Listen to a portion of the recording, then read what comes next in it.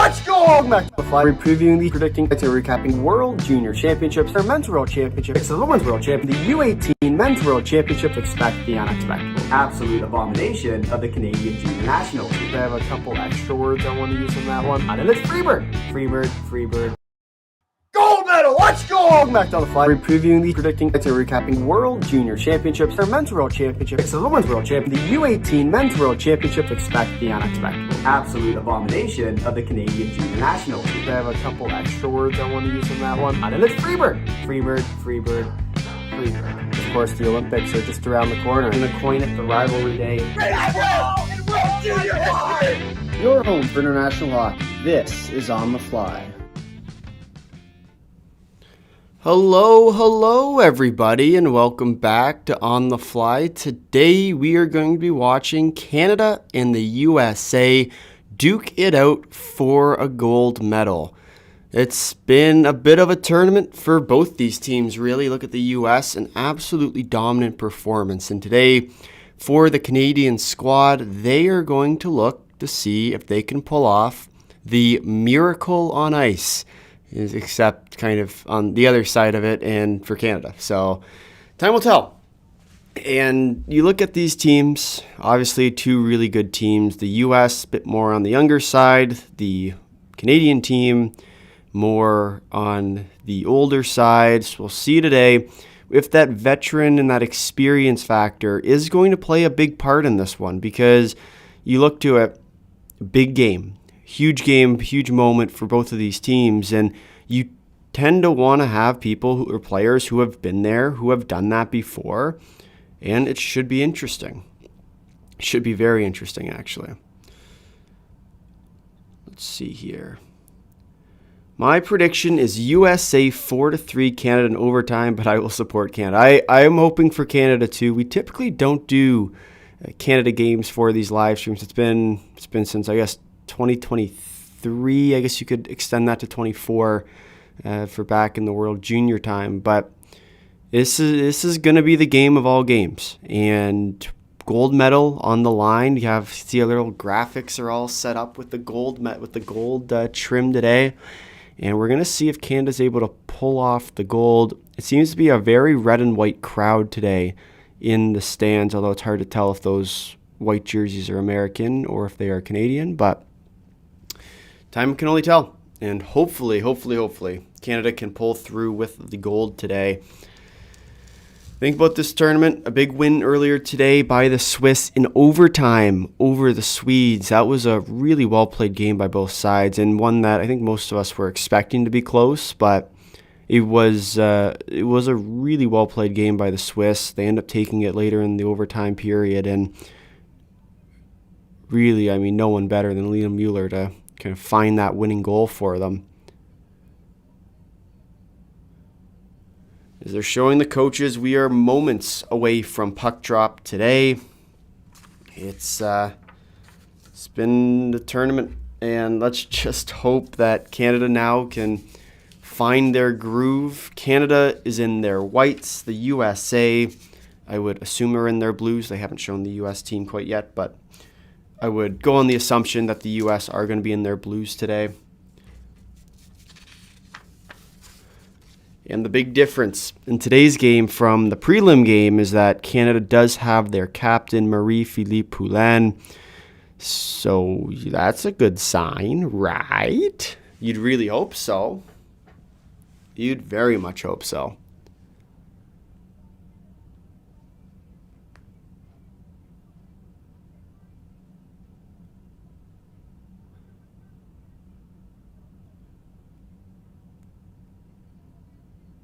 I've missed Olympic gold medal hockey. Oh, and they have a gold medal puck too. That's kind of cool. I don't think I've ever seen that before.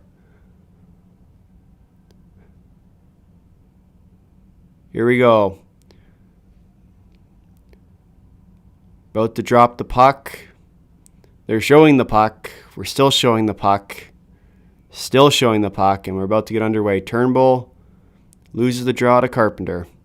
The U.S. wins the opening draw of the game here. And this is going to be a tough game for Canada. We'll see if they're going to be able to pull off the miracle and maybe win win on some Italian ice. Their first, or not their first, but winning back again in Italy. Canada jams it out to the neutral zone. Canada can get the first goal. I think it would be a huge, huge advantage for them. And not just in the obvious fact that they'd go up a goal, but the U.S. they really haven't been tested so far at this tournament as far as adversity goes. And you typically don't want that first taste of adversity to be in the gold medal game, but what we've seen from them is just an absolute domination so far. And so we'll see kind of as this game goes onward whether or not a shot there kicked away by Desbiens.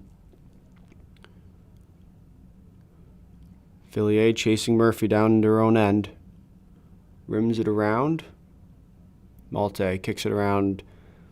Bit of a sloppy start so far for the Canadian squad. It's fast now, tries to break it out. Clogged zone so far, not much going. Really for either side. Raw kicks it over to Fast. Fast dumps it onto the neutral ice. Still kept in by the U.S.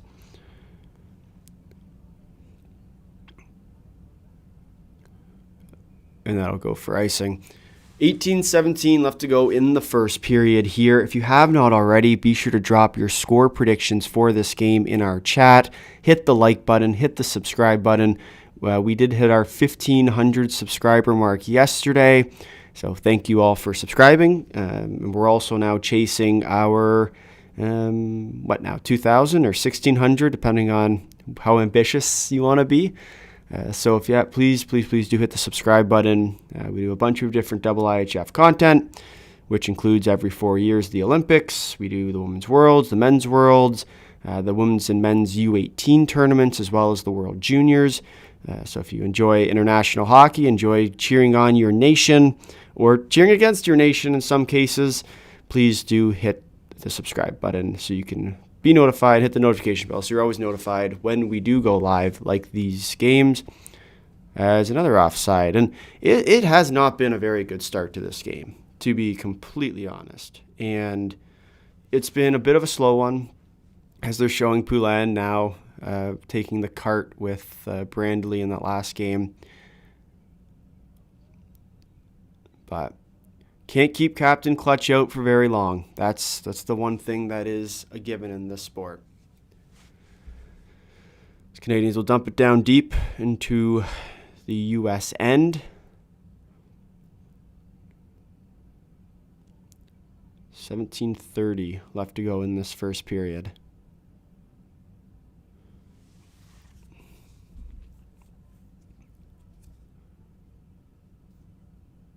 Forgot how much I hate gold medal games. They are far too stressful.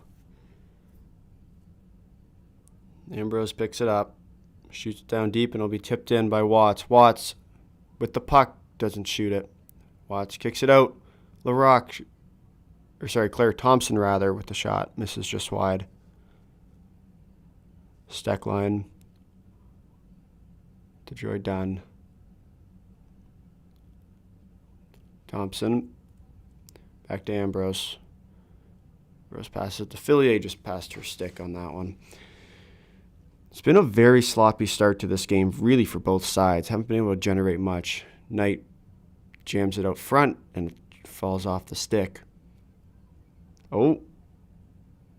Not a Fast. Decides she'd go for a little bit of a skate right through her own crease and nearly found it into the back of the net. Not a terribly great start to this one. Save by Desbiens, her second one so far of the night. It's been a very slow start to this game so far, really, for both sides, but be interesting to see whether or not who's going to be the first one on the board here.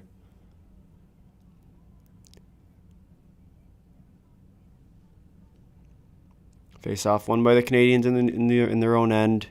And dumped back out. Probably going to go for another icing. And it is going to be another icing. Let's see. Where do we have our... See what our poll says for who everyone thinks is going to win today's games. We have 25 votes in so far. The USA leads our poll 56% to 44. So a real tight one to start so far today.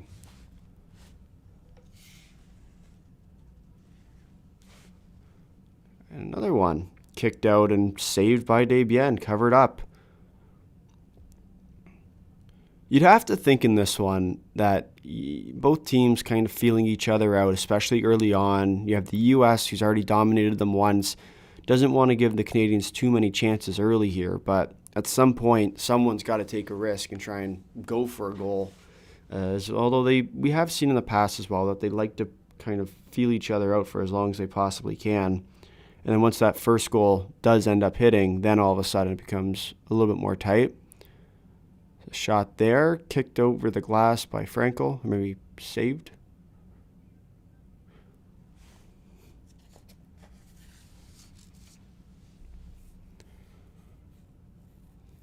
They're showing Caroline Harvey's stats for the tournament. Kind of that runaway favorite right now for tournament MVP.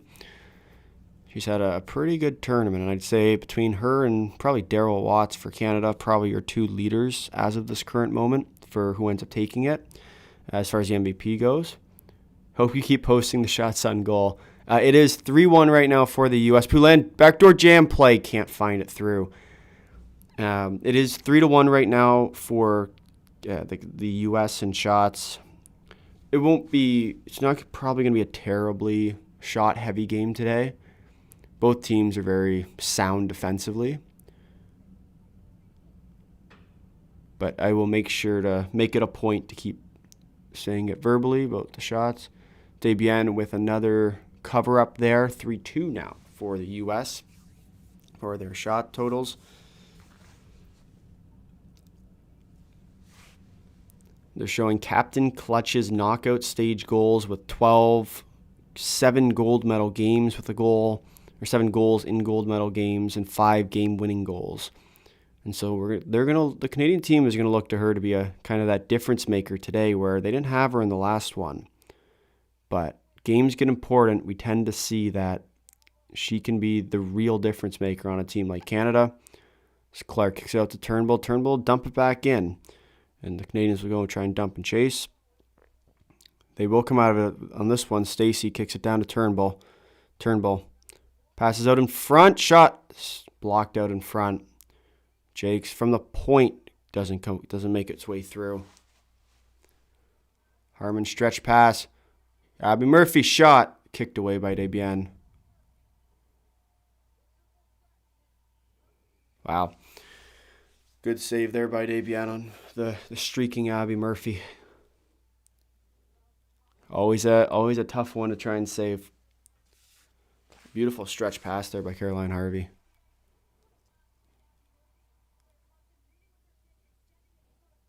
Looks like Claire Thompson did get a stick on that shot by Murphy there.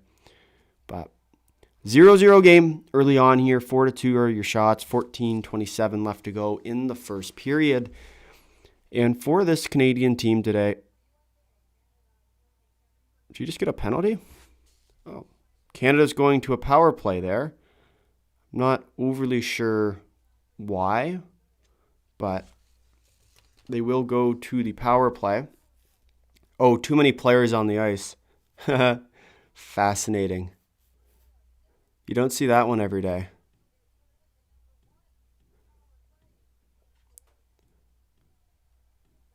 It's kicked out and dumped down the ice.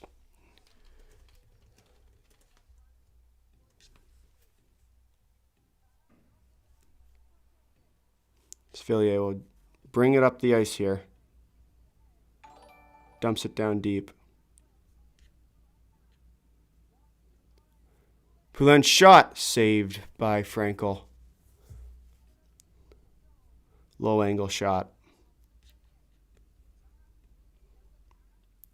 Jams it out. Darrell Watts will walk in with it. Watts down to Poulin. Watts back to Watts. Shot blocked out front.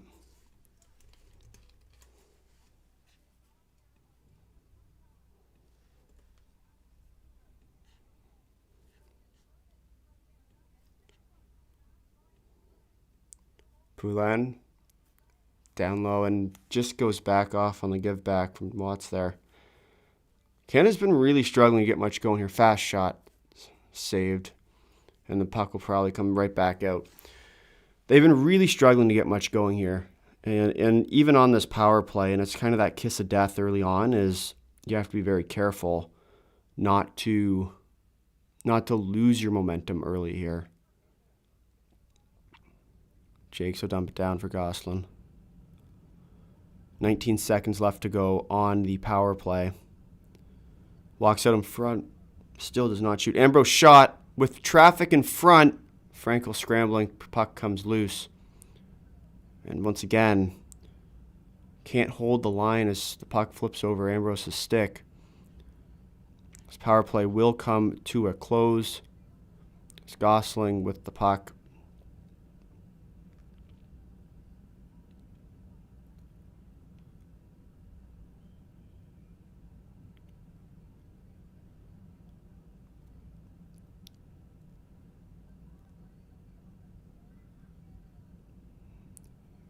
Oh, and the puck came loose, but no one on the backside to put it in for Canada.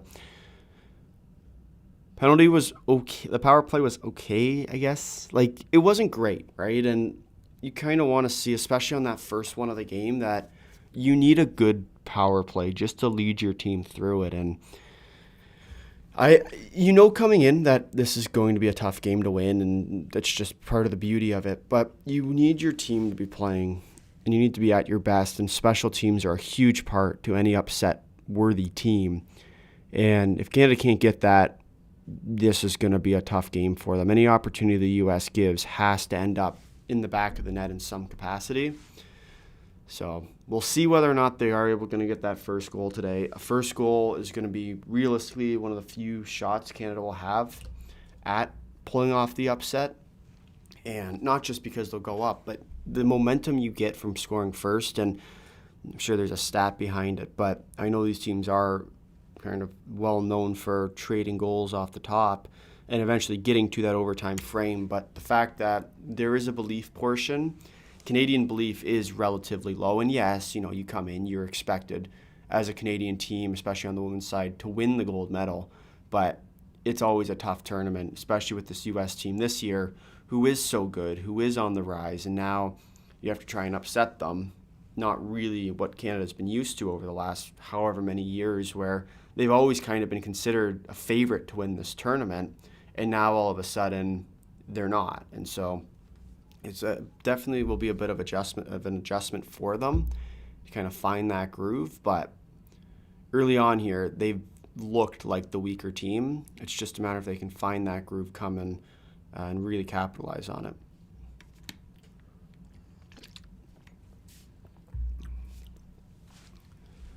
As the U.S. will shoot it down the ice here for icing. 11:45 left to go. 4-4 are the shots. And if you haven't already, be sure to drop your score prediction down in our chat. Let us know in our poll as well who you think is going to end up taking this game. Gold medal action between Canada and the USA.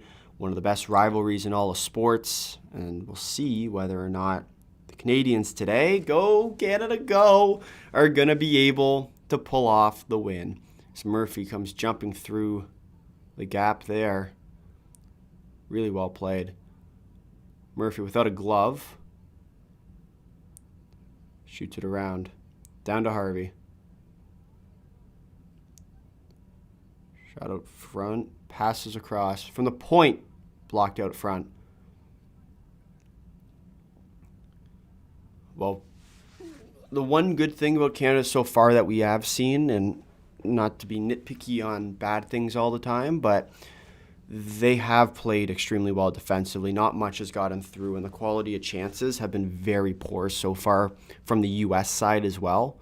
So that is what you kind of want to see, and especially after losing 5-0 off the top of the tournament, you do want to show that you can shut them down on the defensive side as well. And obviously you'd like the goals and to show that you can score as well, but if you can win a game kind of 2-1, 3-2, that's really all you need, as that play will be whistled down for offside. Has been an extremely sloppy start to this game so far. both sides really not finding much of their rhythm that we've seen. And part of that comes from both these teams want to disrupt each other's rhythm, but it is part of the joys of these games that you can't always just disrupt them. At some point, you have to kind of find your own. Stumped down by the Canadian side here.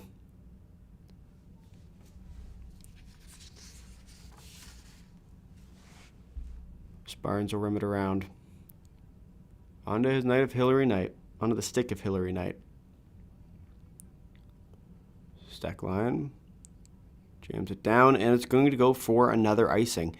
I've lost track of the number of icings we've had so far. It feels like it's been, I don't know, 8 or 9 of them, and we're less than halfway into the first period so far.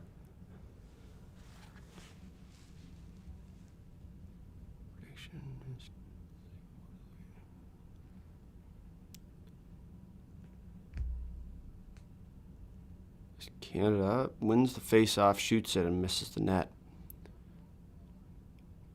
Fast. Over to Gosling. Gosling shoots it, blocked out again. Not much has been able to get through so far. This Knight will break it out for the U.S., but clogged up in the neutral zone again, and Canada will regain possession of the puck as we hit the 10-minute mark now in the first period. Shelton to Gosling. Gosling to O'Neill. O'Neill will fire it down. It'll be picked up by the U.S. Keller passes it out. Picked off again by the Canadians in the neutral zone. Done a real good job so far clogging it up.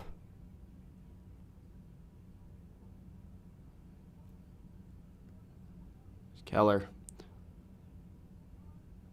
Canadian forecheck causing some problems, and Canada will regain the puck.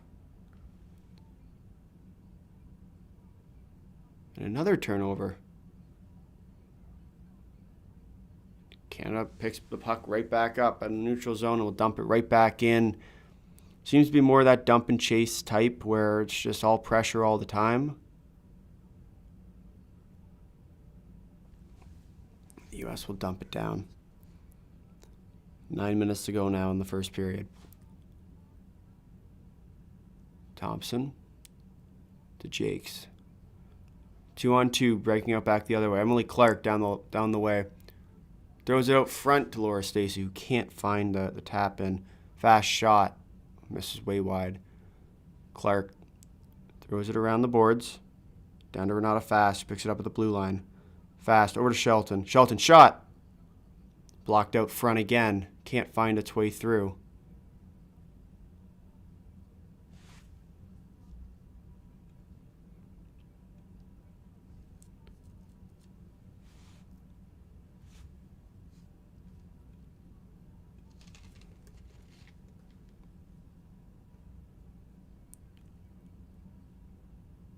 Watts with the puck now on the offensive end.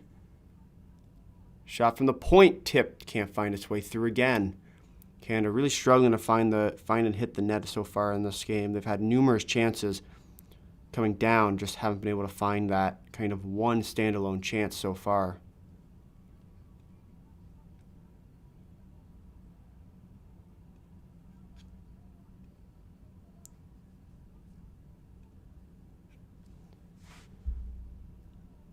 And another looked like 6 players on the ice. And after yesterday's games, I feel like that the number of players even more so an eye on. Sarah Nurse throws on the brakes. Look for the back door, please. Shot from the point. Oh, hit the back of the net. Looked like it went in. Oh, good pass to Shelton. To Malte. Malte brings it in. Not a fast. Looked to be a hook on that play. No call. Stacey will work it in. Down to Turnbull in the corner. Turnbull. James out front. Clark. Save. Stacey. Save by Frankel. Frankel's been good so far as well. Keller will break it back out the other way. 6:38 left to go in the first period. Oh, this game has been pretty good so far for Canada. They've kind of struggled to get going much, but they've had the better chances so far for sure. It's exactly what you want to see from them. Coming into this game as the kind of underdog type team, it was all about how they were going to respond early. And I thought that, and I think so far we've seen that they are going to be a competitive one so far at this tournament. Or in this game for the gold, and who knows, maybe they can pull it off today. That would be pretty sweet. Be the first of the gold medals run for Canada on the hockey side of this tournament. Be very nice, actually. It's really, I mean, you think about it, all it takes is a few goals, and all of a sudden the momentum completely shifts back the other way, and we've seen that.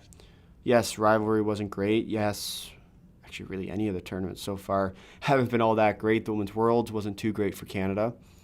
But realistically, we're here. It's a gold medal game. By some miracle, they've made it this far. You can even look at their game against the Swiss. That game was ugly, but they won. They make it this far. And why not them, right? And that's the beauty of these tournaments is it becomes a point where it's why not Canada?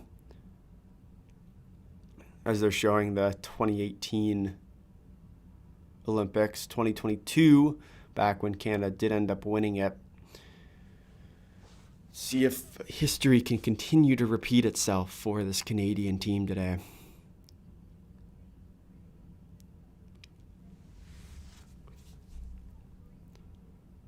.6:30 left to go in the first period. As Canada will ice the puck. So many icings. So many icings.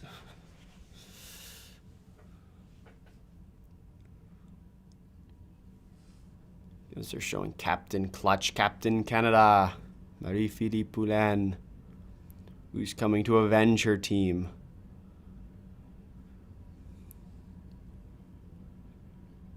Good check there by Watts as Desbiens covers up.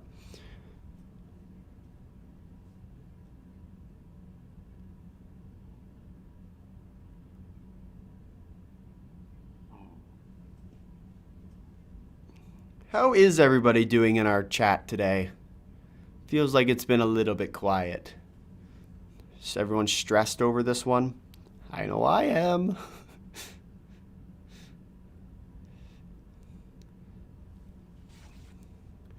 Shelton will pick it up in her own end.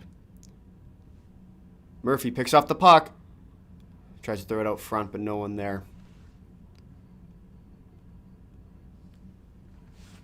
Jam play. Nurse picks it up. Nurse, spin around pass. Can't find Malte on the back door. Fast. Shot from the point. Deflected, but can't find its way to a Canadian stick. Oh, too many players. No call. Puck bounces in on Franco, turns aside. Whoa! Emily Clark there on the forecheck nearly pokes the puck off the American defense stick, find its way all the way back, and it appears that is this a penalty coming up on the Canadians? By the looks of it. Penalty on the Americans, maybe? Hard to say.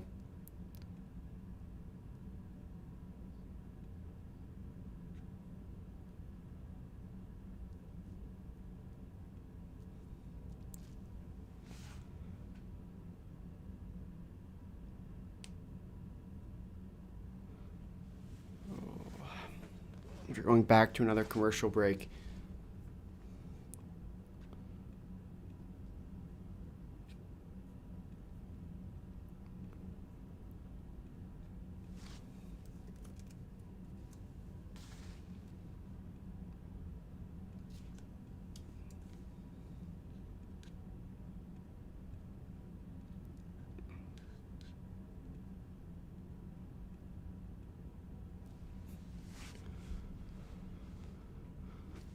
Oh, this game. There really is nothing better than Olympic gold medal hockey, or gold medal game action hockey, whatever you want to call it. Every 4 years, the chance to make hockey history, and it always comes down to one chance. One player who you counted out at the start of this tournament to really do much. Tends to be that 13th type forward, or someone who doesn't have a whole lot of chances throughout the tournament to really get in, and they always seem to come through in the end. So, be interesting.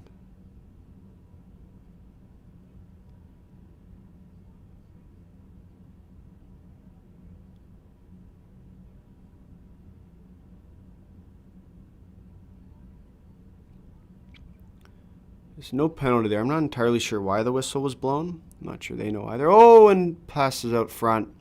Hillary Knight almost was able to find the game's first goal, and that would have been a disaster zone for Canada off a turnover as well.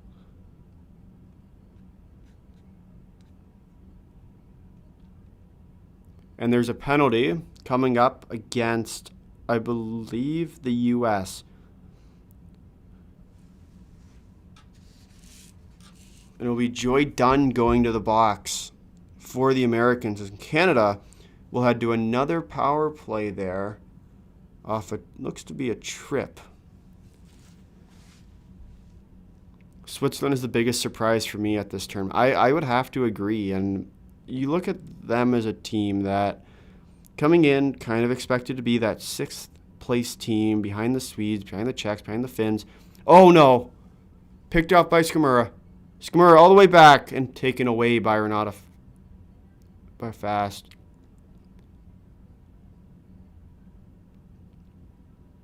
Good chase down there. Probably prevented a goal, to be honest. Poked off the line and comes back the other way. Watts will wind it up now. Watts over to Fast. Fast carries it in. Fast over to Spooner. Spooner dumps it around the boards. Poulin there. Down to Spooner. Spooner. Back to Fast. Fast over to Watts. Watts to Poulin. Poulin shot. Oh, looks for the back door in front from Spooner. Misses just wide. Fast. Over to Watts. Watts to Poulin. Poulin falls off her stick and will be dumped down by the Americans. 1 minute to go in the Canadian power play. Britta Curl causes some problems for the Canadian defense on the backside. Thompson and Ambrose.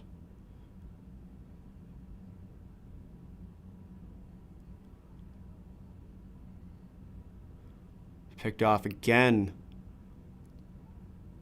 Shot just wide by Kayla Barnes. And Gosling will break it back up for the Canadians. Jenner just off her stick. Jakes down to Ambrose. Ambrose shot! Rebound! Cannot find its way through. And the U.S. picks the puck back up. And held in at the line, but now it will go down all the length of the ice. That will do it for the Canadian power play. And once again, another power play with some chances. Breaks in. Just misses wide. Turnbull looking for a backdoor jam again. Dunn for the U.S. Breaks it up ice. Dunn with Knight. Dunn just falls off her stick. Turnbull now.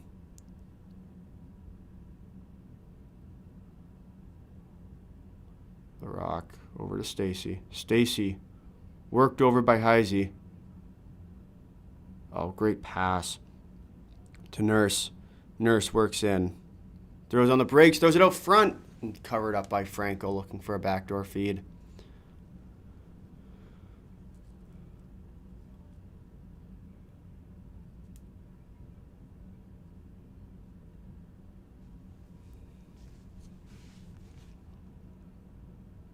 They're showing the Skamura chance.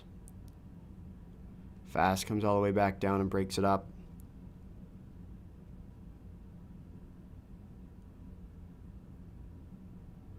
Bilka now will dump it down.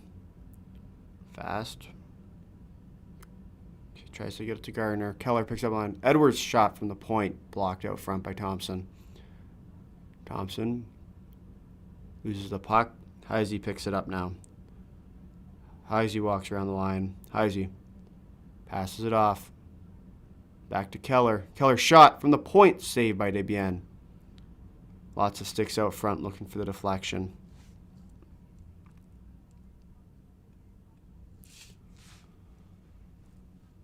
.130 left to go in the first period. And a big hit there by Jen Gardner on Abby Murphy.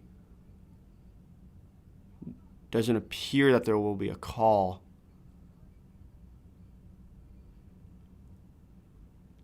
It's Darryl Watts causing some problems in the American crease. Keller loses the puck for a second, but gets it back.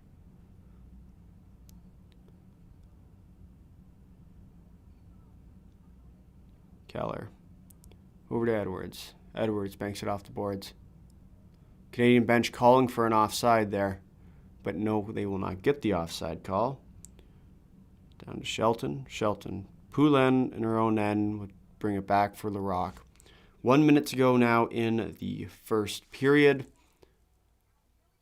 Fillier loses the puck in the neutral zone. Curl picks it up. Britta Curl works around and goes down. Ella Shelton takes her down. There will be a penalty on the play there as the U.S. working it on their own on Steckline. Over to Barnes. Barnes shot, deflected out front, and that will be called now. A hooking call going against the Canadians. The USA will head to their first power play of this game. Ella Shelton, the guilty culprit. Bit of a dive there on Curl.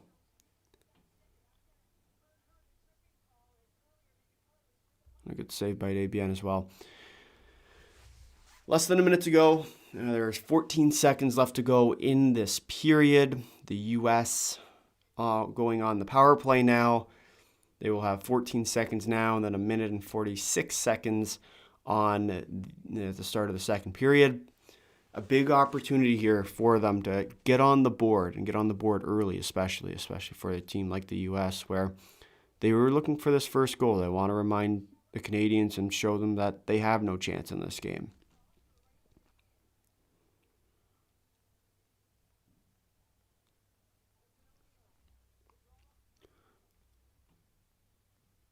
Jam play out on the draw.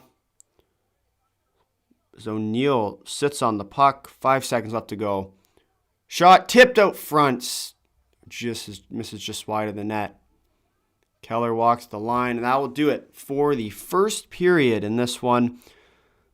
The score 0-0 between Canada and the USA. It's been a pretty good start to this one for the Canadians, and I think it's one that they would be quite content with. Yes, the score is 0-0. Yes, they're not down. Yes, they're not up. But they have played with the pace that I think they wanted to play with. They've shown the U.S. that they're not going to be easy pushovers. And really, outside of this power play, and I'd say the last about 3 minutes of the game, or 3 minutes of this period, the Canadians have been the better team. And yes, they've had 2 power plays, so that always helps. But the way and the pace that they're playing with has really forced the agenda, and that is what you want to see from this Canadian team, especially going into a really tough tournament. So it is good to see. We'll see whether or not they're going to be able to, pull off the upset today. They're doing a lot of the small things right, which tend to add up to something big. So always good to see. And we'll see whether or not that is going to end up helping them down the line. So if you look at our poll now, the votes are at 48 total, 56% to the Americans, 44% for the Canadians. It's a decent number, I'd say, even for the Canadian team that wouldn't necessarily be favorited coming into this game, but they've shown themselves pretty well to start. See if it can continue through the rest of the game today, because it's a huge one, right? Gold medal game. You can't really ask for much more than that, and we'll see whether or not for the Canadian squad, if they can keep it going.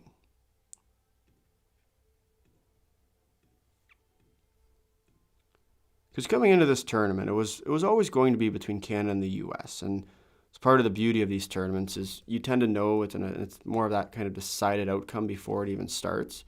But this year, you had the Czechs, who I'd say were a bit of a disappointment.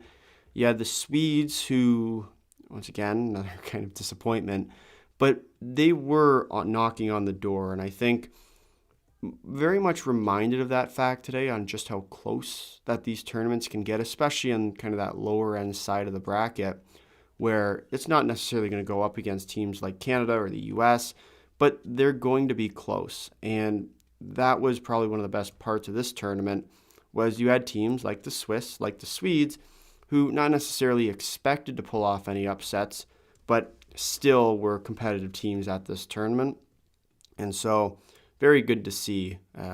Good to see for sure that this tournament is remaining competitive. And so we'll see going down the line into the future whether or not it's going to remain competitive, but definitely a good start. And you can never really complain about a few extra overtime games all in there.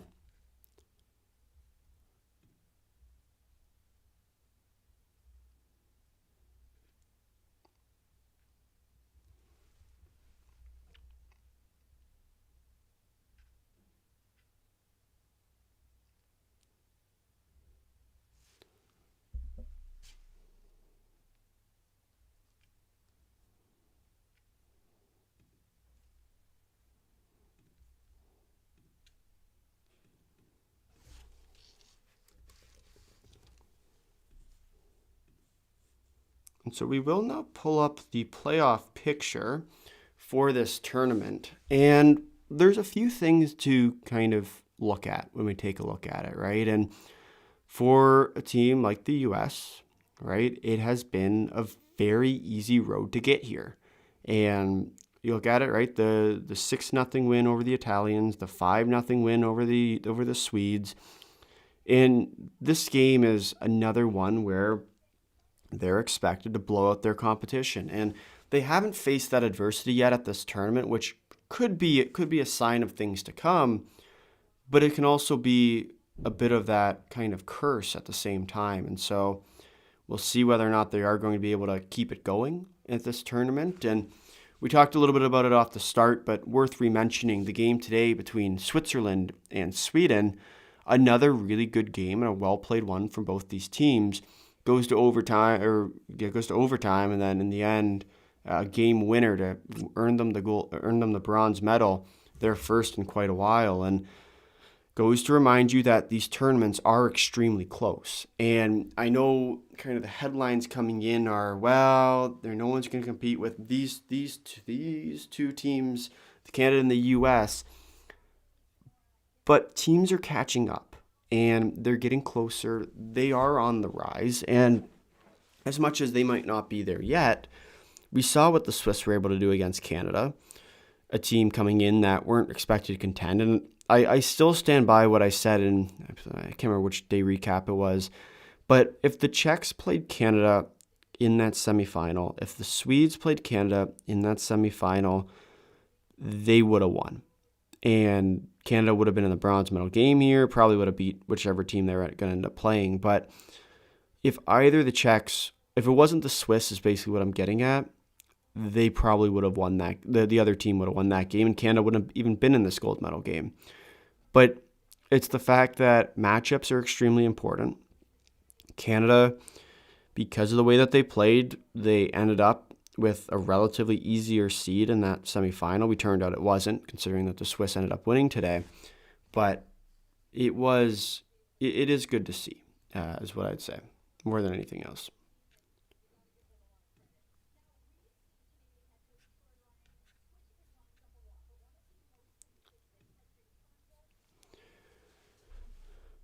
And then as well, I mean, you can look kind of across the bracket, and you start with 2 upsets in that quarterfinal round, right? And this is kind of the last stream we'll have from the women's side, so I guess it is kind of worth going back over most of it, right? And you look to it for a team like the Swedes, where the Swedes have been a team that they've been knocking on the door for years, especially at the Women's Worlds, where they've been kind of penalized a little bit being as a Group B team, and it's always tough as a Group B team to find your way back out of that mix. And they've been getting closer and closer every year that's gone by. And it really was only a matter of time before they caught back up and got their chance. And they didn't waste it here at the Olympics. And with the Women's Worlds now going back to the snake format, the 1 in Group A, the 2 and 3 in Group B, the 4-5 over in Group A, and that kind of format, it's going to allow teams like the Swedes, like the Czechs, like the Finns, and even like teams in Group B, like the Germans and Japan, to have a better shot at these tournaments, because they're not necessarily expected, all of them, to kind of find their way through, but they are all competitive teams, and given the right matchup, can very well pull off an upset against teams like Canada, teams like the US, because on any given day, it's as much as teams like the Swedes, the Germans, and Japan will only get 1 shot, and typically they're trying to avoid that shot until the semifinals, where you hope that you can pull off that big upset. You give them 2 games a tournament against those big teams, they might be able to kind of pull off that upset more than once, or maybe it's once, because you give them multiple games to pull off that opportunity. And we even see it today's game, right, between Canada and the US, where the US blows out Canada in the early stage of this tournament. And now we're seeing the fact that you put Canada up again today, and it's a different game, because the teams like Canada, teams like the US, they have off games. They don't play perfectly every time. And all you got to do if your team's any of the weaker feeder teams is you wait till there's a mistake and you capitalize on it. And the Swiss came very close in the semis against Canada. Last year, the Czechs came very close against the US. And it's teams that have been knocking on the door for a while that end up finding their way through because they get the opportunity to do so. And that's where I think teams like the Czechs, where they got knocked out this year in the quarters because they had to end up facing one of the harder seeds in the Swedes. They don't play the Swedes. They play the Swiss. They play the Finns. They likely end up walking out. And I know that the Swiss beat the Czechs in the prelims, but you watch that game and you know that the Czechs are the better team. And you put them out on any given day. Yes, they might win sometimes, but you play that game out multiple times, and you have a pretty good sense of who is going to end up walking away the winner of that one. Looking at the poll of what we have right now, it's 50 votes total. 44% goes to Canada. 56% goes to the US. If you have not already, be sure to vote in our poll who you think is going to win, as well as drop your score predictions down in the chat box below or to your side. I'm not really sure where YouTube puts that box anymore, but in our live chat, please do let us know what score you think it's going to be today. We are on the road as well to, 2,000 subscribers now. I can't use the 1,500 line as we hit that on yesterday's stream, so please do hit the subscribe button. We do a wide range of IIHF content. We do the World Juniors, the Men's and Women's World Championships, the Women's and Men's U18 tournaments as well, which we started this year. And so lots of IIHF content coming around the corner. We have the men's U18s, which is coming up shortly. The Women's Worlds has been pushed to November, so we'll have that tournament out when it comes on. And then, of course, we will have... we will also have... What will we have? We'll have the Men's World Championships coming up in May, and then we'll have a little bit of that hiatus time between the end of May and then kind of in the August stretch, where then it starts to pick up back up again with the World Championships and the Women's World Championships in November, and then the Men's World Juniors in December. And so it's a pretty good quick burst of content, and I hope everyone's been enjoying it. And then we'll be going into our off-season coverage, which we're kind of honing in on this year. We did a bunch of different season recaps last year, and so planning to do those again, and hopefully we're going to be able to get through all the teams this year. So be interesting to see, to say the least. We have a lot of content coming, so be sure to hit the subscribe button, hit the notification bell so you never miss an upload, you never miss a live stream like what we do here, and you never miss a post either, because we put a lot of our posts over on our social media platforms, which you should go check out as well at On The Fly 1515. You can find us on Instagram, Twitter, X, and TikTok. All those with the On The Fly 1515 handle as well. We are now watching curling, where the Canadians seem to have split their first end, which is interesting. And we asked this in yesterday's or 2 days ago's live stream, but for those in the chat, which other events are you watching at this tournament? Is there any specific one? For example, like the bobsled, the skeleton luge. Is there anything in particular that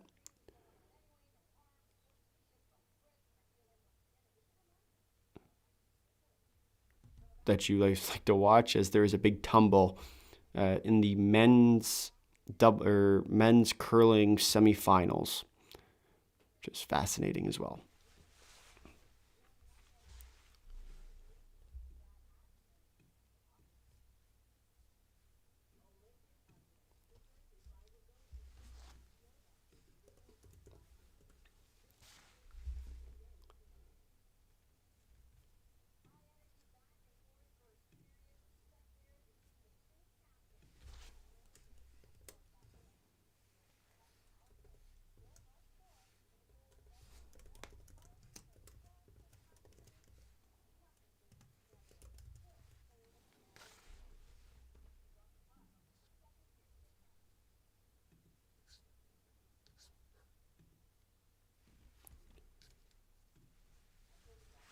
We are in our first intermission. I believe that the second period should be just about on its way back around the corner here.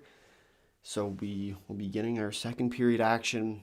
The joys of these kind of medal games is the stress that comes with it. And with every intermission, you get a little bit more to the edge of your seat. I am almost fallen off of mine, so probably by about the third period, I will be off my chair. But I do think it's only a matter of time. And I will also say that I do find it fascinating with obviously the addition of the PWHL and how that's shaped this tournament, as well as obviously the rest of it too, right? And this entire tournament in particular, the Women's World Championships, the Women's U18s, where there is a pathway now. And the fact that you get kind of that built-in time to practice. We've seen it with the NHL as well, but obviously with the women's side, where they haven't necessarily had that over the last many years, it is fascinating to see just how team development changes, how really just even the Canadian team, we see a lot of that kind of veteran core who now have a chance to play throughout those 4 years in a consistent type fashion. Obviously they were playing, but that you actually get like a full tournament or a full season to play through. I think that's really, really good for the game. And we've seen it so far at this tournament, just how much better teams like the US, teams like Canada have been. And I think that really adds to it, and especially for the US team, where this has probably been the most dominant US team, actually probably the most dominant team at an Olympic tournament maybe ever. And the fact that they dominate Canada as badly as they do is why I say that. And if they can pull through today, then I do think that, and if they can pull off a big win today, they might just go down as one of the best teams ever at the Olympic tournament, men's or women's side. And so we'll see whether or not they're going to be able to do that. Obviously, a huge tournament for them here. a huge chance to go all the way. And now time will tell to see if they can pull off the big gold medal at this year's tournament. But it is very exciting to see, to say the least.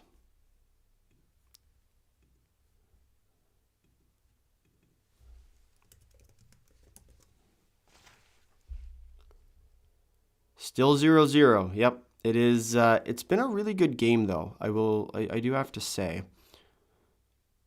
It's been one of those type games where, yes, it has been close, but that's not the right one. But not so much in the fact is they're showing now Canada's or the USA's winning streak at these tournaments, and you have in the at the World Championships where they won 2-1 in the prelims, 4-3 in overtime. Then at the 25 Worlds and the rivalry series, a 4-1, 6-1, 10-4, and there was one other one, and then of course the 5-0 one against Canada in the prelims of this tournament at the Olympics. But we are just about back underway for second period action here. It's going to be an interesting one, and you really look for either team here if they can end up pulling through. I do think that as these games go onward, you slowly but surely see that Canadian team build up some momentum and they build up the belief. But the U.S. will start on the power play as we do hop in to second period action here.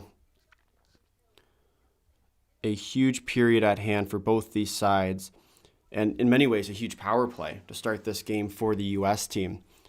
As Keller does break it back out. Carpenter to Edwards. Edwards carries it in, picked off by O'Neill, but can't go back up the other way. So stumped in is Thompson now. Picks up the puck behind the Canadian net fast. He's able to break through as Thompson fires it down. Carpenter over to Keller. Keller to Edwards. Edwards shot. Saved by Desbiens. Rebound. Kicks away. Vilka had the chance on the back door but could not fire it in. And that will be dumped around the boards. Canada breaks out 2-on-1. Stacey over to O'Neill. Alone. Scores! Kristen O'Neill puts Canada on the board shorthanded, and Canada will lead this one 1-0. We might just have ourselves a game. Woo-hoo. Maybe, just maybe, there might be a chance. A shorthanded goal for the Canadians. And we talked about it at the intermission. Players who you don't necessarily think are going to have a big part on these kind of teams end up having a major role. O'Neill has been a bit of that 13th type forward throughout this tournament and comes in clutch when the moment calls upon it. Canada leads 1-0. The U.S. still remains on the power play. There is no jailbreak rule here like there is in the PWHL, but still, that is a huge goal for Canada. They now lead 1-0. And we'll see now what the response is from this U.S. team.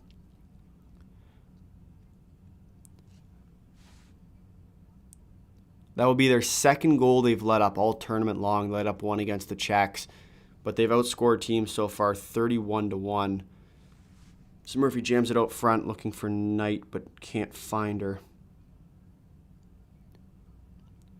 Clear it out to center, but Knight picks up. Looks like you can't. Well, at this point, I think you have to stay now because you're the good luck charm. As looks to be a whistle of some sort, potentially offside. And O'Neill with a beautiful move. Forehand, backhand, tucks it home. And Shelton jumping for joy in the penalty box after taking a penalty. There is 1 second left to go on the U.S. power play, and then Ella Shelton will be released from the box as the puck has been dropped, and the power play is now over. 18:10 to go left in the period. Shots are 9-8 for Canada, and more importantly, The Canadians do lead by a goal.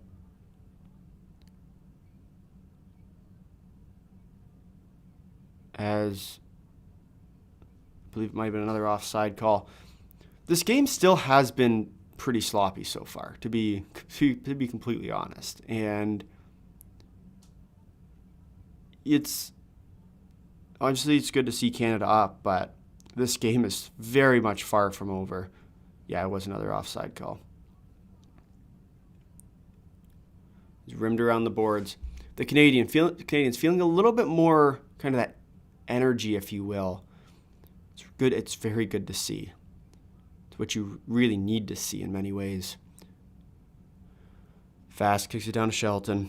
Picked off by the Americans. Circle it back up to the blue line. It's Caleb Barnes now. Jams it out front. Saved by Desbiens.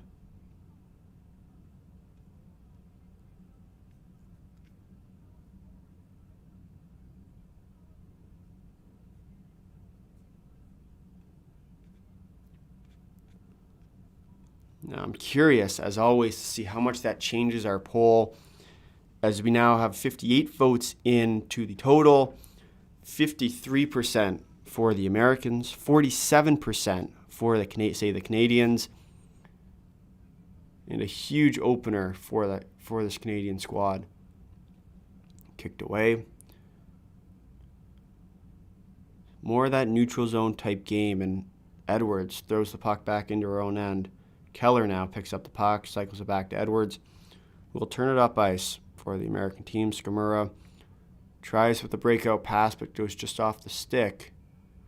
And Stacy getting into it with curl. And those are the kind of players you need in these types of games to cause a little bit of problems, get the best players for Canada off their game. So we'll see if there's anything more to come from that. So it's one of those "don't touch my players, please" moments.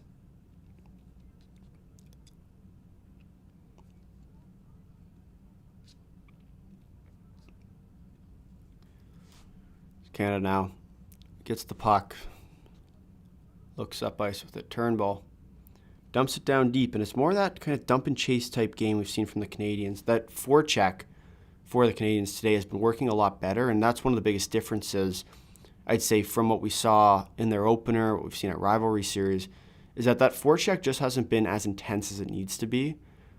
And as a Canadian team, you need that forecheck to really do much at these kind of tournaments, at these kind of games, to be able to upset teams like the U.S. But, turnover. Poulin. And turned away, but picked off again by the Canadians. The forecheck continuing to cause problems. Thompson, Fillier, Poulin out front. Just misses. Saved by the keeper. Thompson. Down to Fillier. Shoots in. No icing on the call. Poulin works over the American defender, cleared out to the neutral ice. Haley Wynn there. So that was the American defender who was knocked over. I think Canada will pull this off. I'm hoping we will get Team Canada gold sweep. Oh, all alone! And Bilka misses it just over the net, and Canada remains on top. What a chance there for the American. All alone in front, but can't find the back of the net. Completely whiffs it. Scoops it up and fires it over the glass. Tough play there. Americans now. Barnes rims it around. Canadians will pick it back out, but turnover at the blue line. Dumped in, but Canada regains their possession. Shelton worked over in the corner by Curl.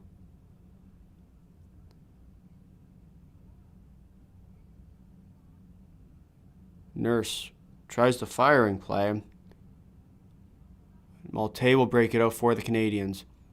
Malte to Jenner. Malte all alone. Tries it. Oh, but it's ruled offside. And now some extracurricular activity behind the net as Barnes tries to go after Emma Malte. A little bit of rough stuff after the whistle here.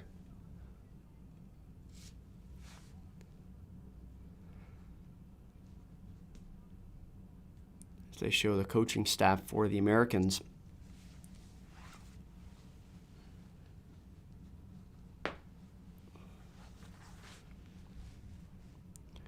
Pull this off. I'm hoping we'll get Team Canada cold sweep in the Olympics since my checks are out. Well, I hope so. I really do hope so as well. And it'd be nice, especially to start here with the gold on the women's side, and then obviously the men's side, which will be in a few days. They'll have a big game tomorrow against the Finns.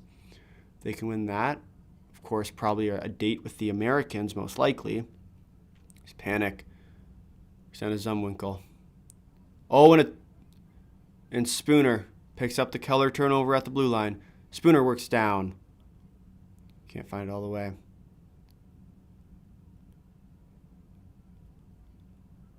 O'Neill down to Gosling just off her stick. Keller fires it down, and Thompson will pick up the puck. Thompson fires it down to O'Neill. O'Neill carries it in, rims it around, and guess who? Dump and chase. So O'Neill flips it down. In front, just misses. Can't find the puck.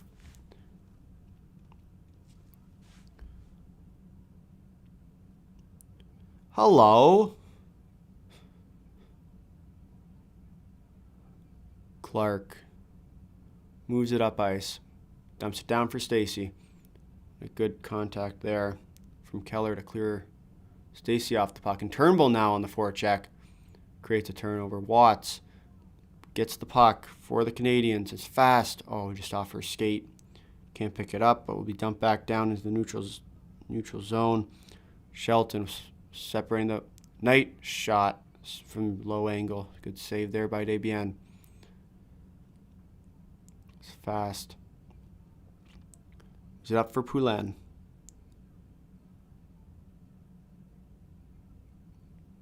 Watts.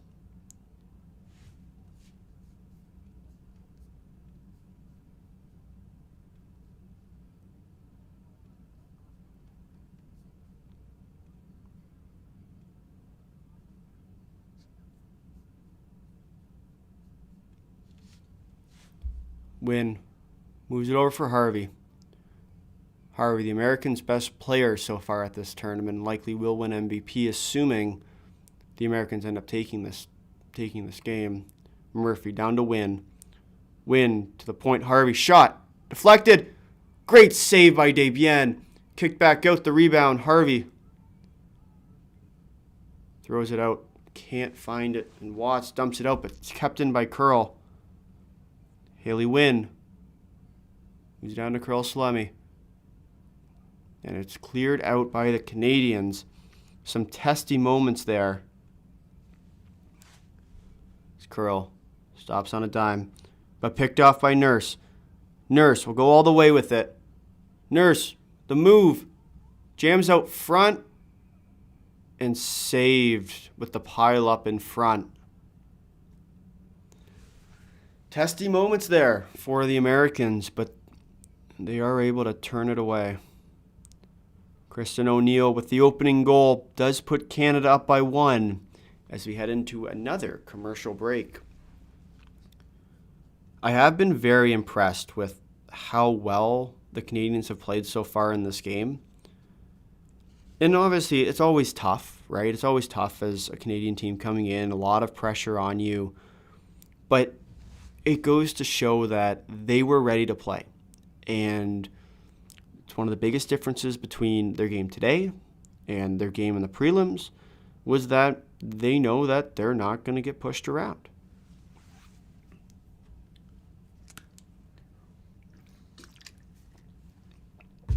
Do we have info if Crosby will play against Finland tomorrow? I'm hoping he will. Let's get another goal for Sid the Kid.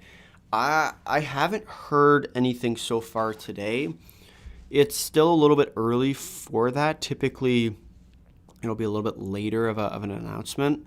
Likely he'll be a game time decision.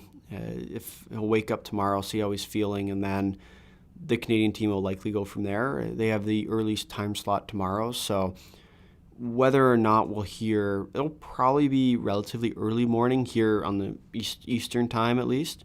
They have a 10:40 game. I'd assume you'd hear probably 3 or 4 hours before puck drop whether or not he's playing.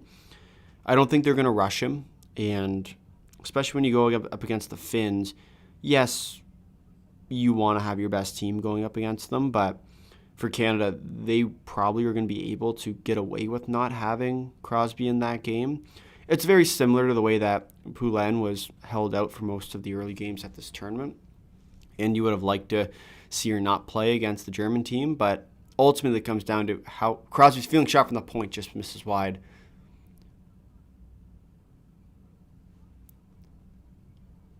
But yeah, it'll be a tough game tomorrow against the Finns regardless. The Finns, very structured hockey team, and it'll ultimately come down to how well do they end up playing.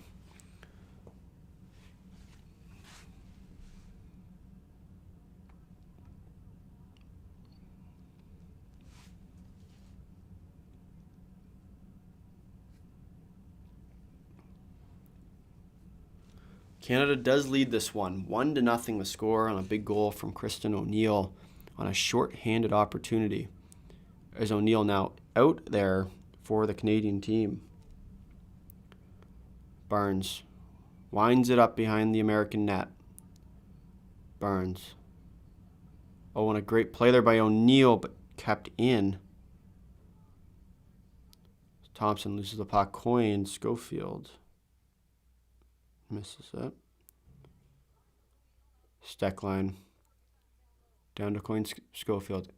And tripped up on the play. Is there going to be a call there? Does not appear so. Sophie Jakes picks up the puck and will dump it all the way down, which will not go for icing. Carpenter. Up for done.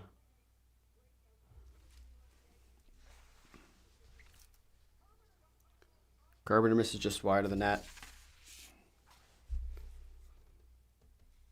It's Dunn, works it up alongside the boards. Dunn, all alone, jams it through. Kicked away by Desbiens. Stands tall. Thompson flips it up along the boards. Stacey now. Pinched down the half wall by Keller. Edwards, the shot from the point. Deflected. Turned away. Rebound. Turned away, blocked out in front by the Canadian defense. It's Keller now. Throws it out. Edwards walks in, shoots. Hits off the crossbar. And Stacey, chasing down Abby Murphy, takes her down with the puck. No call at all. Which is probably the right way to go about that one. As Fast now shoots it down. There's been a lot of dump and chase hockey from both these teams. Larocque, turnover in her own end. But Canada will regain the puck and shift it back out. Poulin now. 2-on-1 evolving. Poulin, all alone, passes out in front. Cannot find Daryl Watts on the backside. Watts now.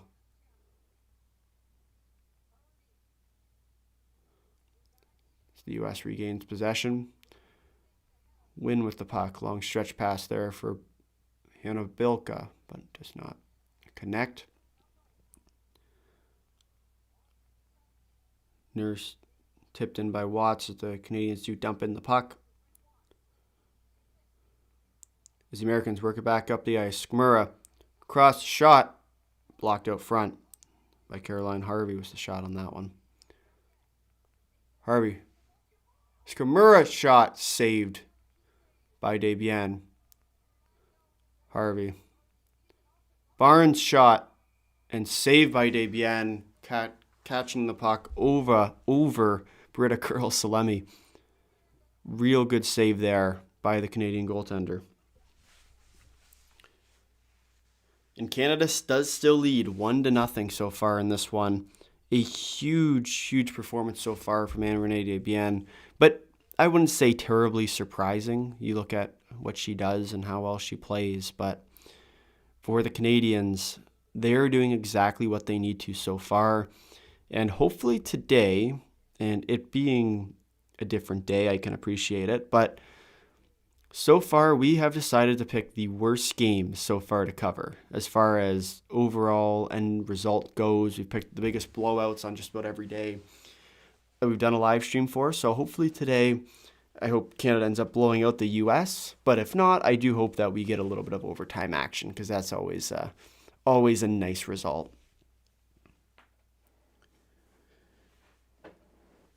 But a real good start today for the Canadian team. They've been playing very well defensively, and they've put on a lot of pressure on the offensive attack as well. And that's how you know the Canadian team is feeling themselves, is because they're able to create turnovers, force mistakes from the US.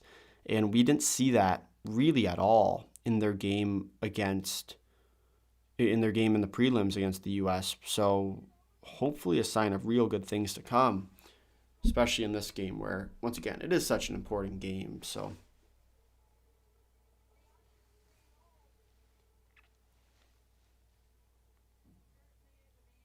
real ordinary. Hopefully we get a little more ordinary day. Yes, Jayhawk. 05.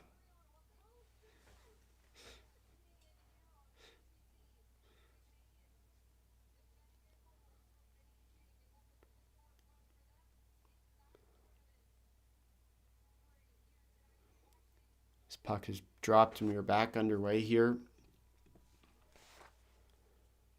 8:40 left to go in the second period, as another offside call.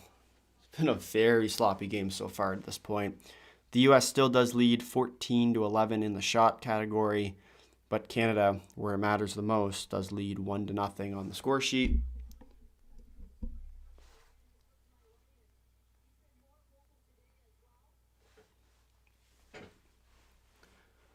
Edwards brings it up, 3-on-2 evolving for the US, will dump it down deep.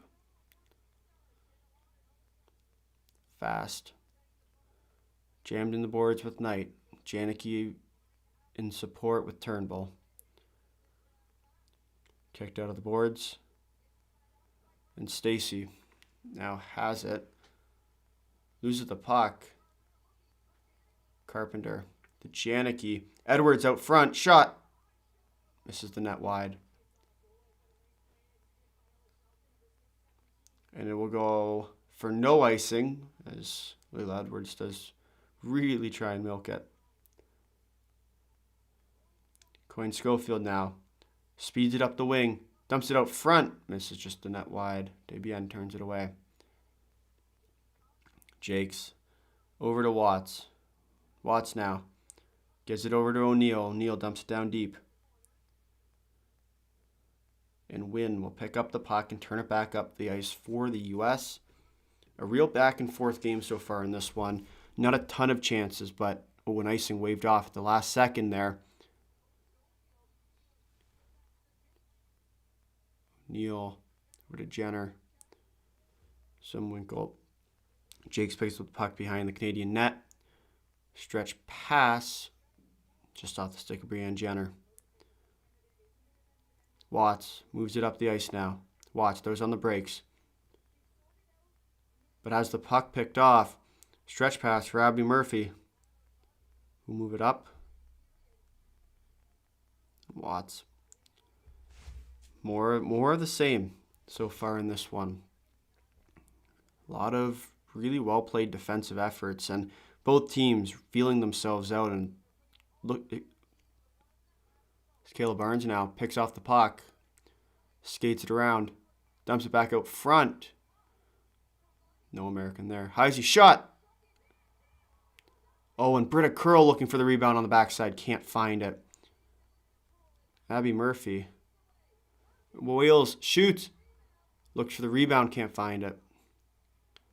Sarah Nurse works back up the ice with Emma Malte. Emma Malte dumps it down deep for the Canadian team. More dump and chase. See if the Canadians are going to get the puck when they do not. Steckline moves it up the ice now for the Americans. It will be ruled offside. 5:47 left to go in the second period.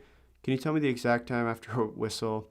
Whistle just went 5:42, I believe, left in the second period. That'd be Murphy with a real good chance there. Locked out front, but the U.S. cannot find the rebound on that one.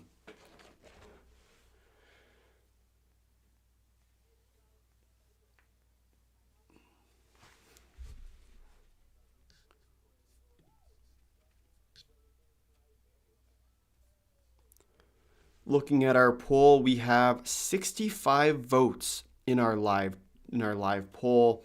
52% of people are thinking the U.S. is going to win this game, 48% for the Canadians. And we talked about just how tight this matchup was going to be. And yes, right? And you can look at the prelims and say, well, you know what? The Americans beat them by 5 goals. Coming in, they were favorites. But when those games get important, we tend to see that teams like the Canadians turn it up to another gear and play some of the best hockey you can possibly imagine.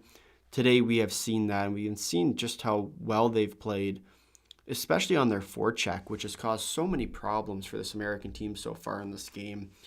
Been a huge difference maker, to say the very least, and they can keep it going. They're poised for a very, very well-placed upset in this one. It's going to ultimately come down to how well they play, sure, but I do think that as long as they can keep doing what they're doing, it will all turn out just fine for this Canadian team.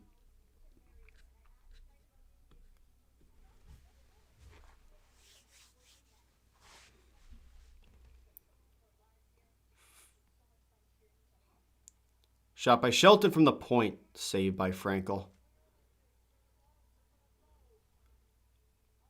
It's almost 50-50 in the poll. It sure is. And it goes to show that these teams they are a lot tighter than I think most people give it credit for. And yes, I mean, the U.S. definitely had the edge this year coming in, but it ultimately comes down to what you do on the ice. And this Canadian team today has looked far different than what they did at Rivalry, than what they did in the opener, what they did at the Women's Worlds, I might add too. Although I will say the Women's Worlds, we saw somewhat of a similar performance, just the U.S. had a little bit more of that skill side that was able to come out. In this game, a bit more the opposite. But the Canadians playing a near perfect game so far. It's just going to come down to if they can limit the amount of mistakes they make. Could end up being a differentiating factor as Edwards moves it up. Picked off by the Canadians. And dumped down deep.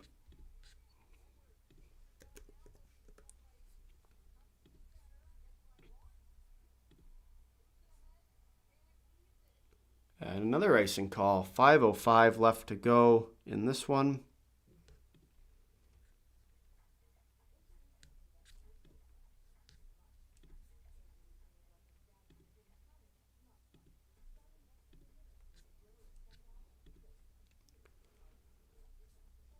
We do get ever so much closer to this game and the desperation part. Claire Thompson shot from the point, tipped in front.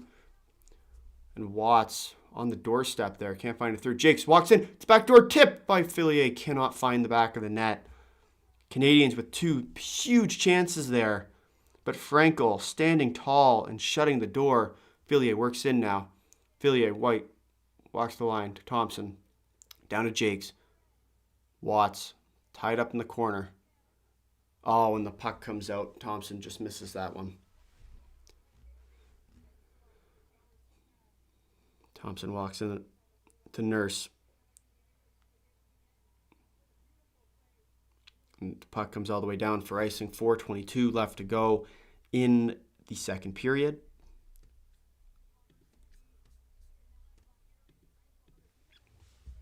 And Jakes walks the line. Just walked the line beautifully. And Fillier just backdoor jam play that could not find it. And Frankel with a beautiful save to keep the U.S. within a goal. Shelton, Nurse all alone shot, saved by Frankel. Canadians are starting to turn up that intensity now. A lot more of that offensive side coming out. Looking for that second goal, a little bit more of that insurance type. Which would be a huge, huge goal for the Canadians here if they can get it.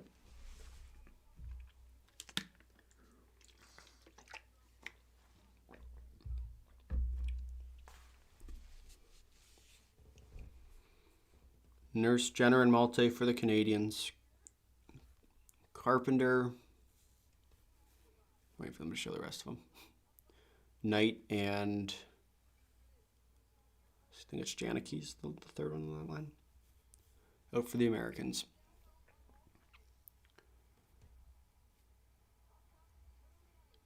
Knight jams it out, but sculled into the stand as someone I think caught that puck. What a catch. What a catch by, I think looked like it was a mixed fan who was trying to decide whether to cheer for Canada or the U.S. Got a little bit of red Canada, got a little bit of blue. Is that Tom Brady and Mike Ruzioni? Huh. Fascinating. So it always intrigues me to see who goes to these types of games. Obviously, it's a huge game. It's a gold medal game, Canada. Ooh, and Hillary Knight, the huge hit, frees it up. Misses just wide on Carpenter. Turnbull. Carpenter works it back out to the point. Fast does pick up the puck. Keep it jammed up with the Americans. Jammed behind the Canadians' net. Stacey comes out and tries to fling it out, but Harvey keeps it at the line. Harvey walks in, tries to push it in front, but can't. And Stacey and Fast breaks it out. Oh, and just misses wide on Fast. 2-on-1 opportunity evolving there. Wasn't able to get up to that. Bilka coming 1-on-1 against the Rock, but the Rock shuts the door. Poulin stretch pass. Can't find the Canadian forward, and they dump it in. The offensive side starting to come out. We're starting to see a little more of that desperation factor come from the U.S. team. Tom Brady getting a day off from his Birmingham City FC CEO duties. Yeah, no kidding. That man has a lot of different roles, I will say.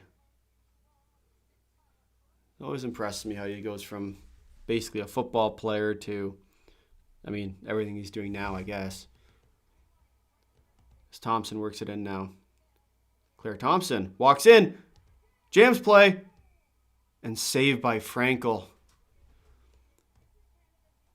The Americans lost Thompson on that play, walks in all alone, but cannot find it.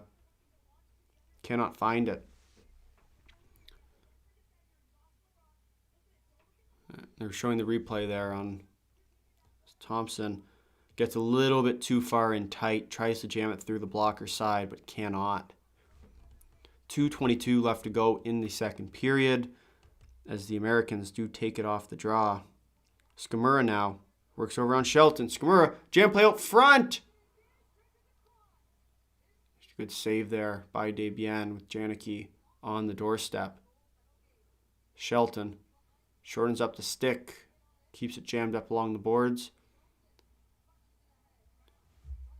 Fast. Keller over to Edwards.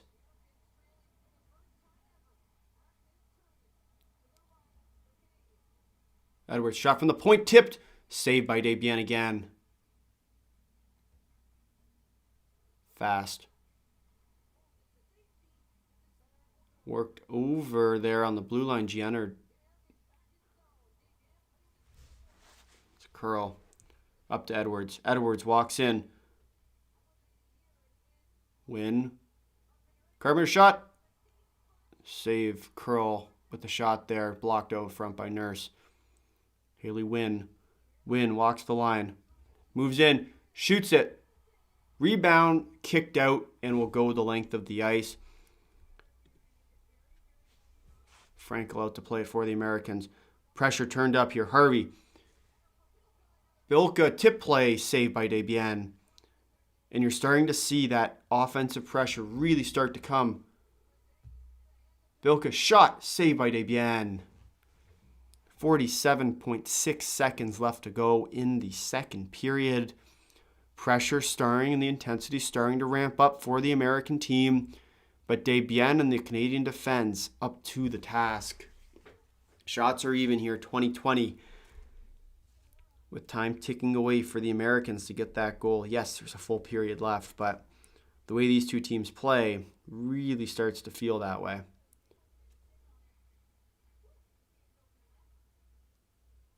Stacy now carries it forward, and will dump it down deep.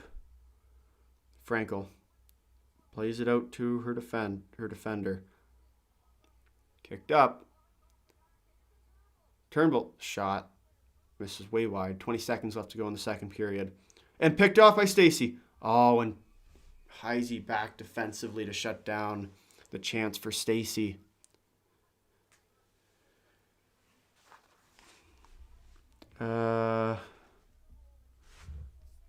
Catching up here. My IPTV service just went down, so thanks for the great coverage. You're a lifesaver. Glad you're enjoying it, and glad I can provide a little bit of that coverage for you. Do you think we will get a different women's finale matchup in the near future? I think the only time I saw it was back in 2019 when Finland won silver at the Worlds. Am I wrong? Shot from the point, tipped. Oh, and Fillier on the doorstep. I will answer that question in 5 seconds.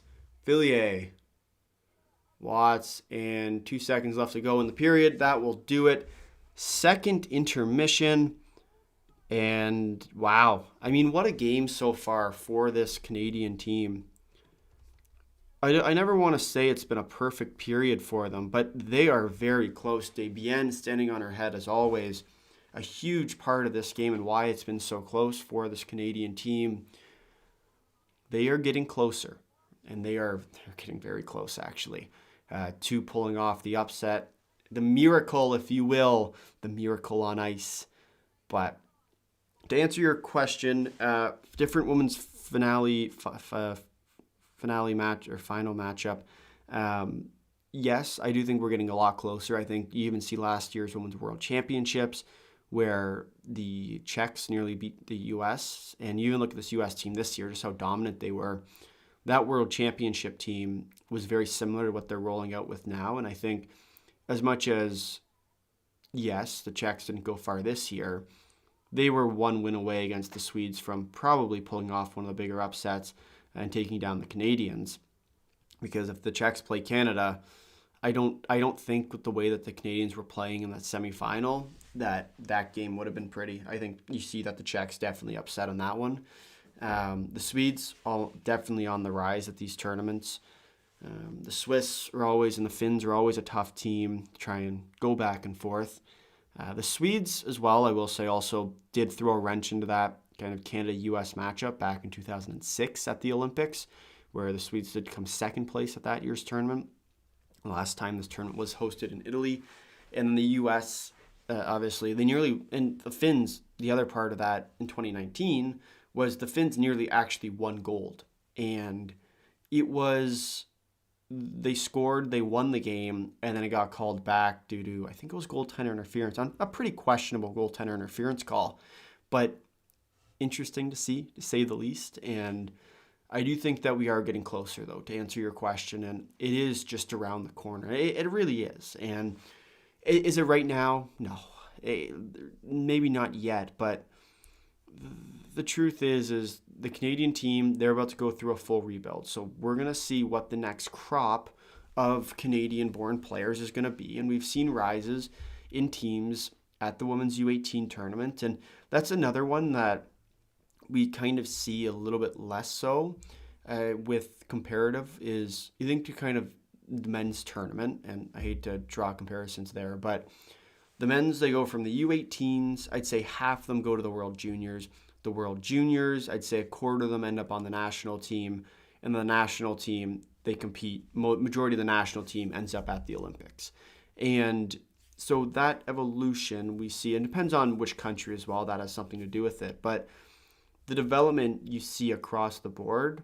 On the women's side, you don't quite get that same development, right? You have the U18s, and then you have the Worlds. And the U18 and the national program, two very different programs, because the U18 level is kind of that first introduction. You don't have the Women's World Juniors, although I do think that that should be introduced at some point. I think, especially with how much this game is growing, and on the women's side in particular, I think the World Juniors could be a perfect opportunity to really get some more eyes on that tournament.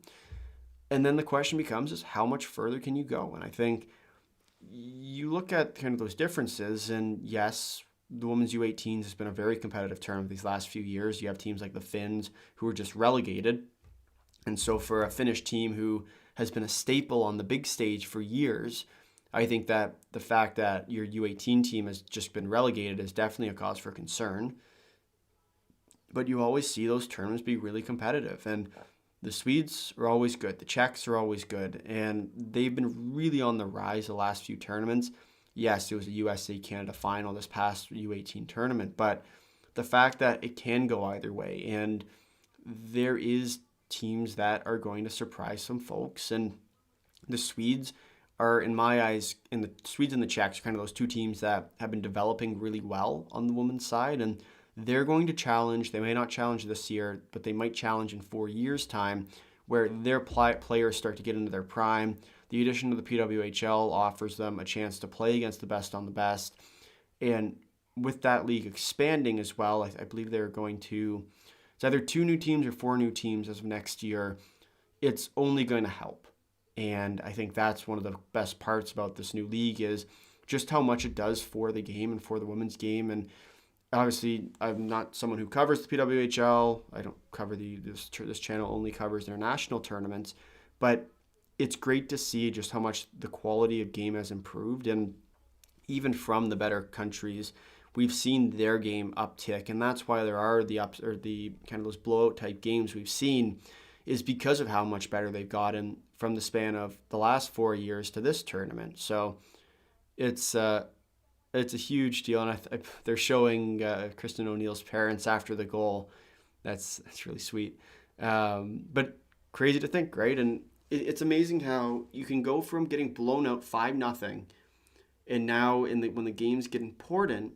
And we've seen this throughout the Olympics and women's side as well, even with the Swiss and the Czechs, not the Swiss and the Czechs, the Swiss and the Finns, where the Finns beat them in the prelims. The Swiss, when the games got important, ended up winning. You look to the game Canada and Switzerland, where that game was close originally, and then the Swiss almost pulled off the upset again. The issue I have is I don't think most nations have women's ice hockey program anywhere near as good as Canada and the U.S.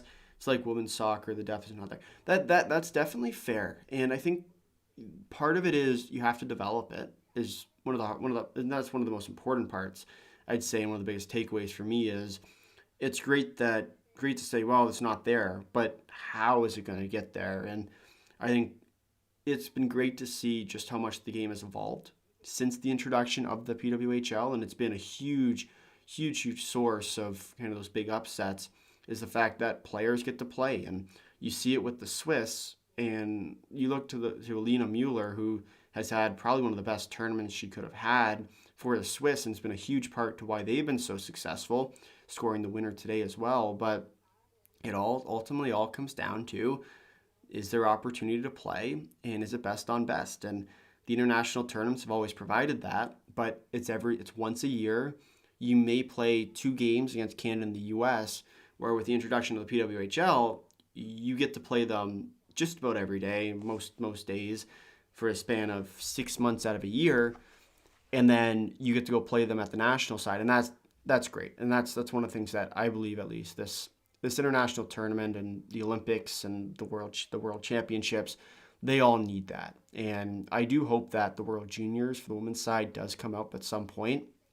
I think that there is a demand for it, and I think this league is growing fast enough that there's a legitimate case that it could be very good to have. And yes, Canada's probably going to get dominated pretty badly, but hey, that's part of the joy of it. Is the U.S. team, they went young back in 2024, and they've been playing for the 26 Olympics since that tournament. They were okay with not winning the 2024 World Championships to win the 2026 Olympic Games. And so that's where I think if the U.S. does end up winning, the intro for our video is probably going to be a clip from that 2024 World Championship run, where we basically talk about the fact that the U.S. went very young, they were competitive in that tournament, and they showed themselves that they can compete at this tournament with a young team who are in their prime, going up against a Canadian team who is a bunch of veterans who, not saying that they're out of their prime, but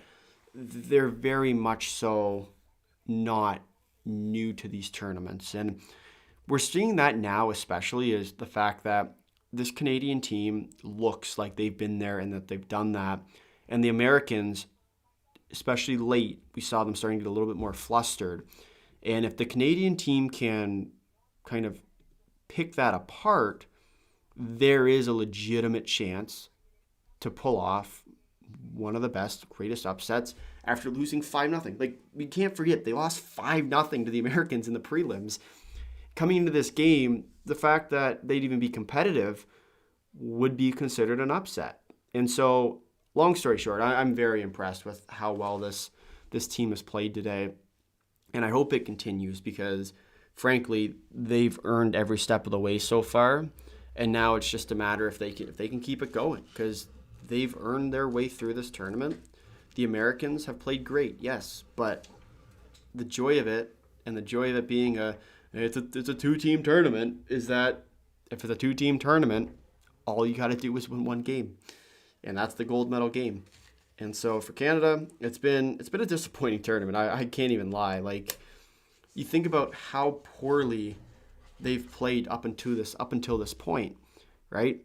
They nearly got upset by the Swiss. They played well against the Czechs, sure, but every game they've played so far has been, I'd say, more testy than what they needed to be. They nearly lost to the Swiss. They nearly lost to the Swiss in the prelims. They lost to the U.S. They got blown out against the U.S. in the prelims. Their best game has been against the Czechs. The Finns game was a throwaway one that you could tell they didn't want to be there in. The game against Germany, I mean, that game was a disaster waiting to happen. I think the Germans scored their first goal ever against Canada in that one.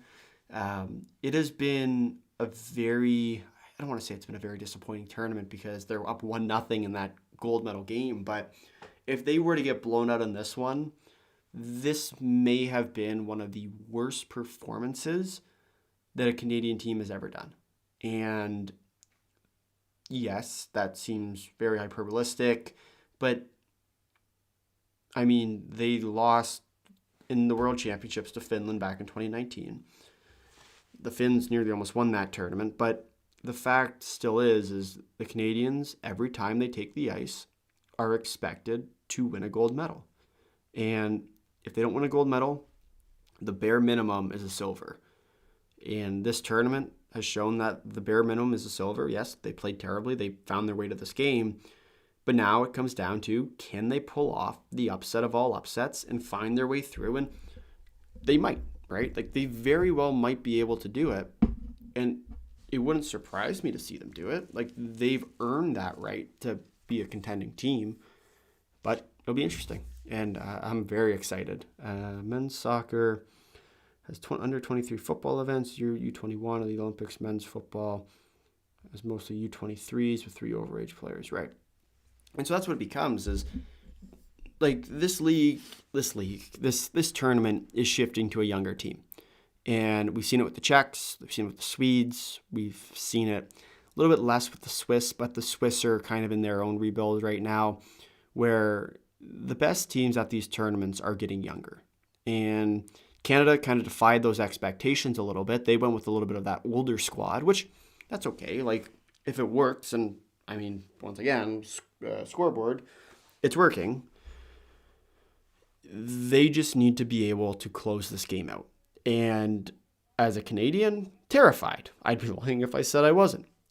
But at the same time, they've earned this spot. They've earned this chance. And now it's going to come out to how well they can play in the last 20 minutes of a hockey game that, frankly, they weren't expected to contend in. So I'm excited. This game, I think it's going to resume in 10 minutes probably. I'm trying to remember when yeah, Canada, hopefully they can pull this one off. I do find it odd considering hockey players compete into their late 30s, longer than most footballers, except soccer goalkeepers. Hockey has no U23 junior cups. And I think part of the problem with the U23 is a lot of that goes to league play. And because international, especially hockey, doesn't necessarily have that international break, there's no purpose to having that opportunity because none of the teams will allow their players, like even at the juniors, for example, anytime the U20 U20 players try and get to the World Juniors, especially on the North American side. The European side's a little bit different, but whenever players try and go to the World Juniors on the NHL side, they're most of the time not allowed to go. And so as much as I would love a U23, I think that'd be a great type tournament. I just don't know if there's going to be enough supply of players to really make it the tournament you want to watch. And it'd be great. Like, you put it over the All-Star break, and sure, like, that could be a really good way to get more people into the league. But then it's also coordinating across, well, you got to get the NHL and the AHL players on board with that. Then you have to go out and get the European sides on that. And then you have to go and get other leagues on that. And so it'll just be a very tough out to try and pull that off. And the logistics side is a bit more that nightmare, I'd say, more than anything else. But you never know, right? That's part of the beauty of it, is it really could go either way. And I think you could make an argument both sides of it. And ultimately, it's just going to come down to whether or not you can get the leagues on board with it. And that's more the men's side. The women's side, you could make an argument for it if it's kind of that U21 level maybe, and make it so it's college players or university players.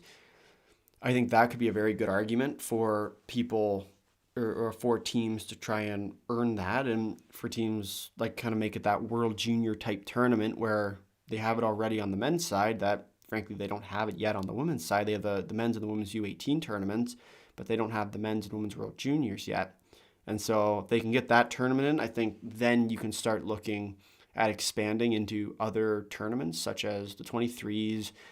You could go, the World Championships are a bit tougher to try and work around, but then it just becomes, well, they got a U17 with the Hlinka Gretzky that's not IIHF sanctioned.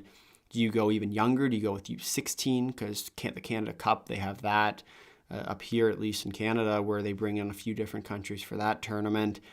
There's a lot of different international hockey that goes on. It's just about how does the IIHF sanction it, number one, and two, get enough people into it to really make it well worth their dollar. And I find that there is definitely some room for it, and there's room for them to kind of find that new tournament, but it just becomes very difficult to pull it off logistically because people don't just watch stuff for the sake of watching things, right? They watch stuff because A, other people watch it, right?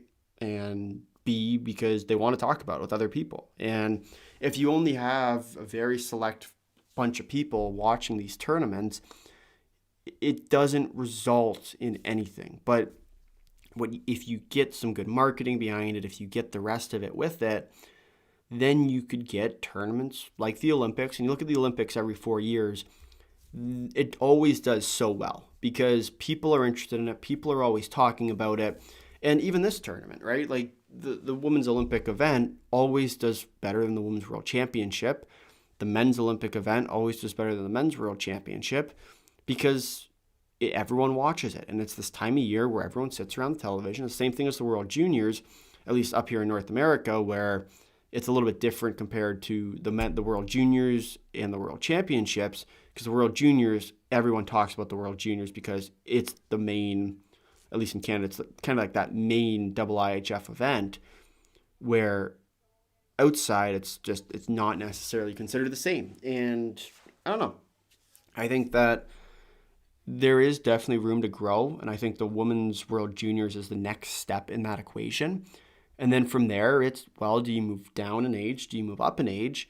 Because the higher you move up in age, the more difficult it is for the men's side to accommodate it. The lower age you go, the tougher it is for the individual countries to accommodate it, having to do more scouting and the rest of it.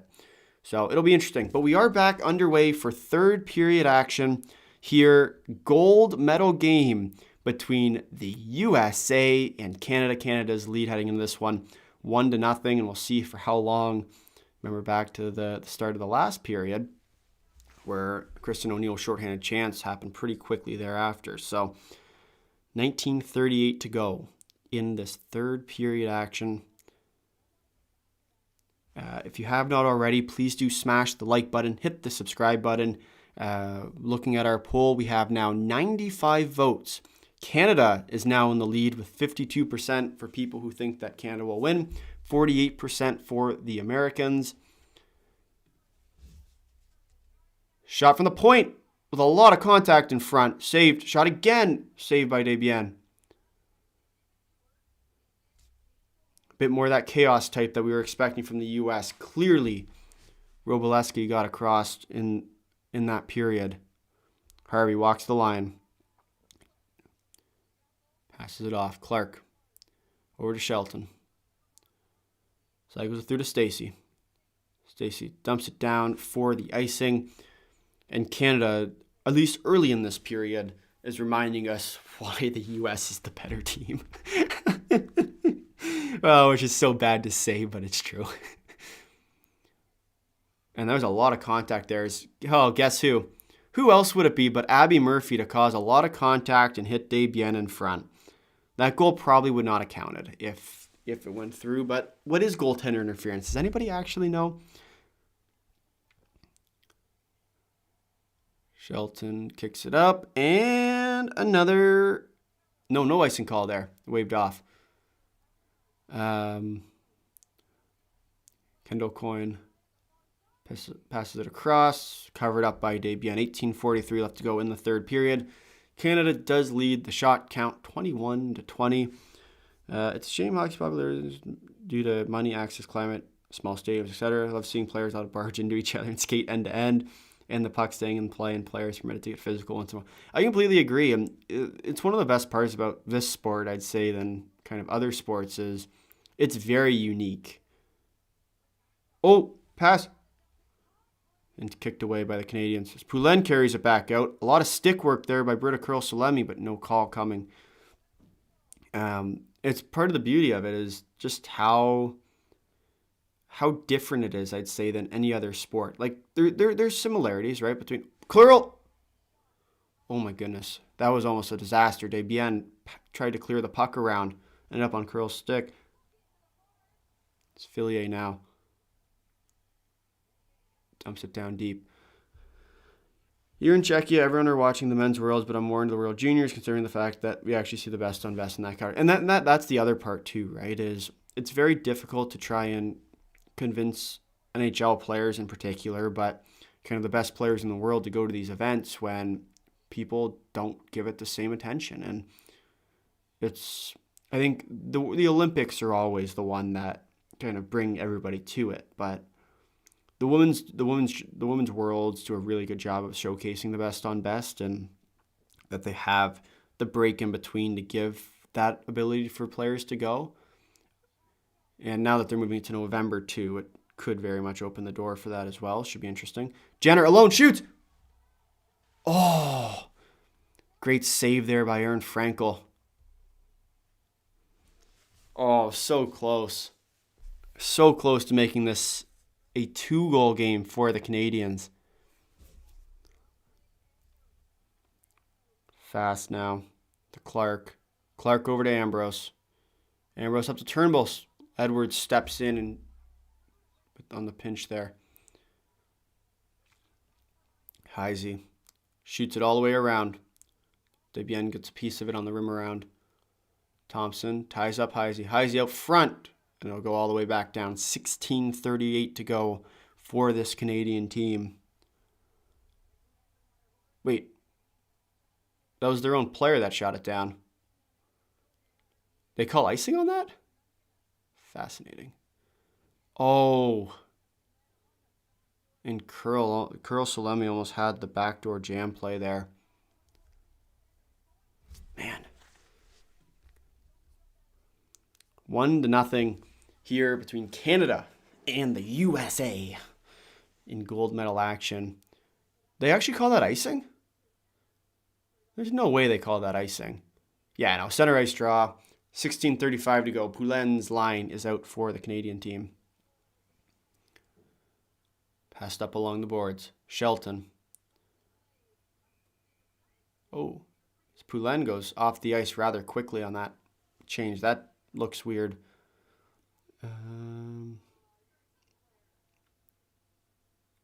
Yeah, there's a part of them that wants to see a European rival league challenge the NHL, so if the LHF men's seniors get more top players. Yeah, that's certainly fair. And I think, like, you look at it, and it's always going to be tough to try and compete with the brand of the NHL, but I think that they're definitely on a route to doing so. Like, the NHL is such a moat around it right now that it's very hard to try and penetrate through, but the men's worlds, I think, are going to become more popular, especially after this Olympic tournament, where even if you're knocked out, you can still go to it. Especially with best on best returning this year. So Nurse flips it out. Good tip. Jakes. And thrown way back out.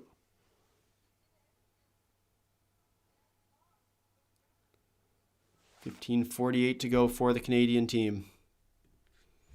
Are they going to be able to pull off the upset? Please, please, please, please, please, please, please. That's all I ask of you to do.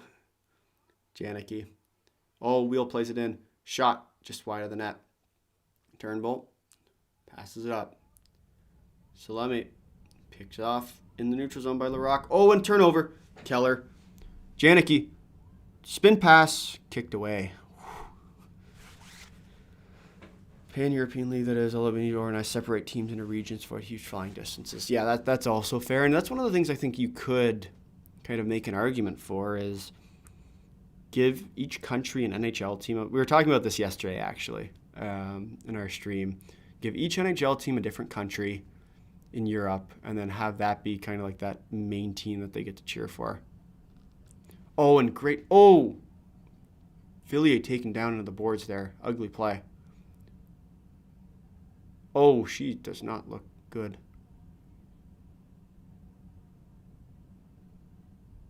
Villiers had a hard crash there into the boards. Looks to be shaken up. Bilka walks in. Backdoor jam play. No, it's turned away by Desbiens.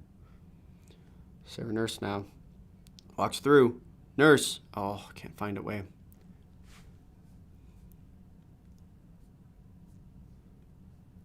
$14:37 left to go in the third period. Thompson takes down two American players. It's Murphy. Abby Murphy holds. Murphy wheels it around. Straight shots from the point, save by Desbiens. Big save there. If you are new here, please do smash the like button, hit the subscribe button if you have not already. I don't really know where I was going with that. Oh, and leave a comment in the chat what you think the final score of this game will be. In our current poll, we have the votes at 111 total. 52% say the Canadians are going to be able to pull it off. The other 48% of people are saying the US of A is going to be on top. It's going to be a great last period here as the Canadians trying to hold on to their lead, trying to pull off the miracle on ice, sort of. And, in this game, I would say is about as toss-up-y as you can get. It's as much as, yes, the U.S. beat the living daylights out of them in the first game. They don't know what Captain Clutch can do. Marie-Philippe Poulin.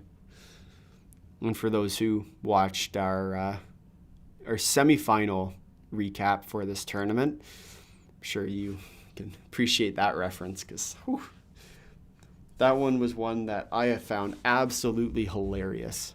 I spent a lot of time on that one too.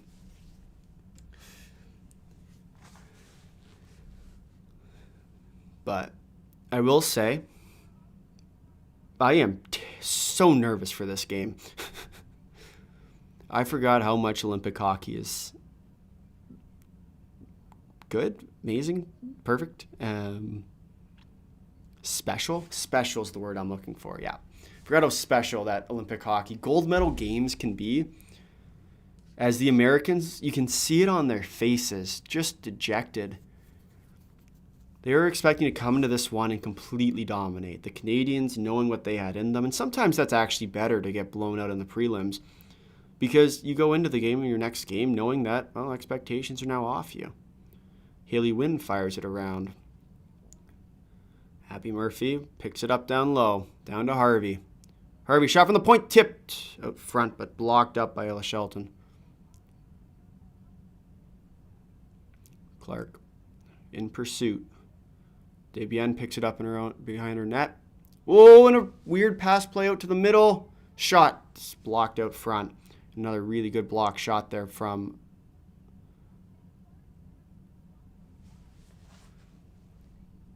Keller. Ooh, that looked to be offside. Looked to be offside. Keller. Cross to Edwards. Watts. Alex Carpenter.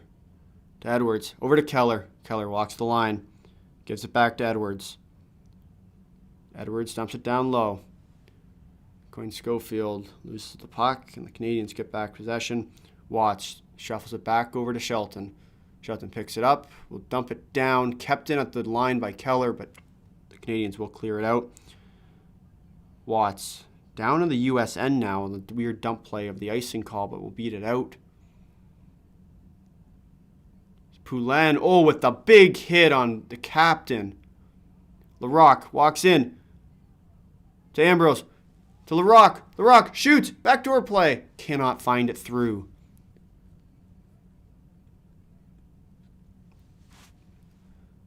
Larocque now walks in. 3-on-2 evolving. Malte. Poulin in front of the net. Malte holds off. Pass over to Jakes. Jakes shot. Shot over the net. 12 minutes exactly left to go in the third period. U.S. leading the shot total 24-23. But the Canadians find themselves on the board, a 1-0 score. And the Rock is showing the replay.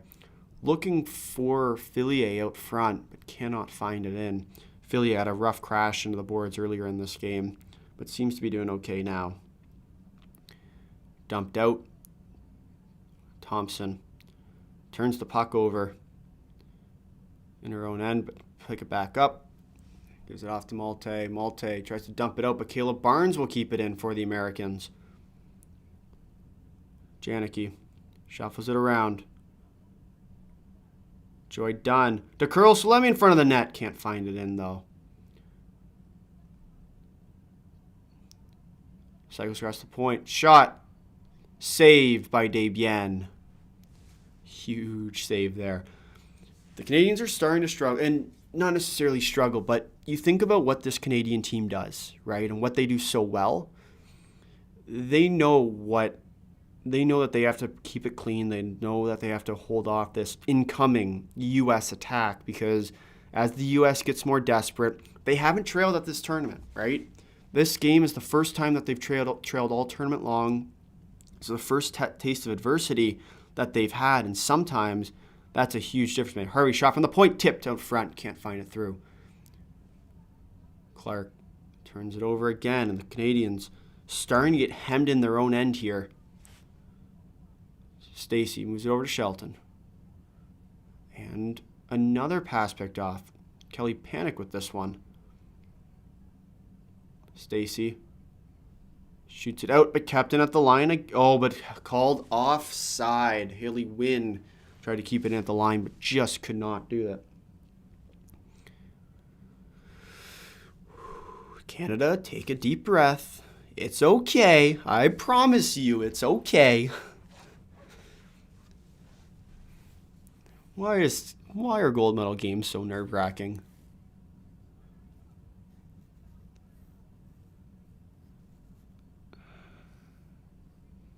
10:46 left to go in the period. I'm not sure I'm built for gold medal games. Oh, Villiers goes down. Poulin cycles it around. Oh, Poulin looks shaken up again. Clearly fighting it. And the puck will go. Daryl Watts will shoot into her own bench. 10:25 left to go for this Canadian team to see if they're going to be able to pull off the miracle.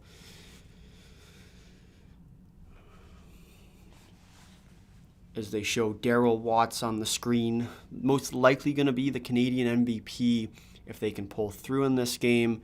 Caroline Harvey as well, the heated rivalry, if you will, likely would win it for the Americans. If they win this game, the IIHF doesn't necessarily have to have the MVP from the winning team, but typically that's what ends up happening.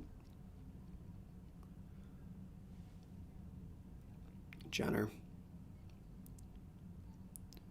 Heisey picks it up in her own end and will dump it out to the neutral ice.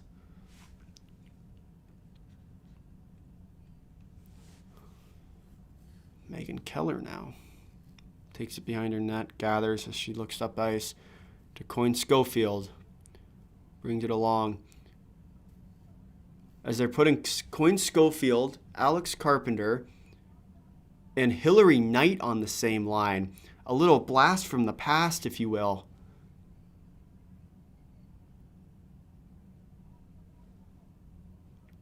Carpenter down to Steckline. Steckline shot blocked up by Stacy. As that belief factor continues to grow for the Canadians as it's dumped all the way down for icing.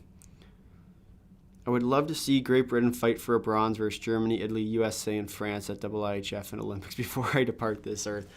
You say that, but I honestly do believe that you give it a couple more years, and the British or the UK will be right up there, right? And they're on their way. And they've had some good teams in the past. They've come close with Canada.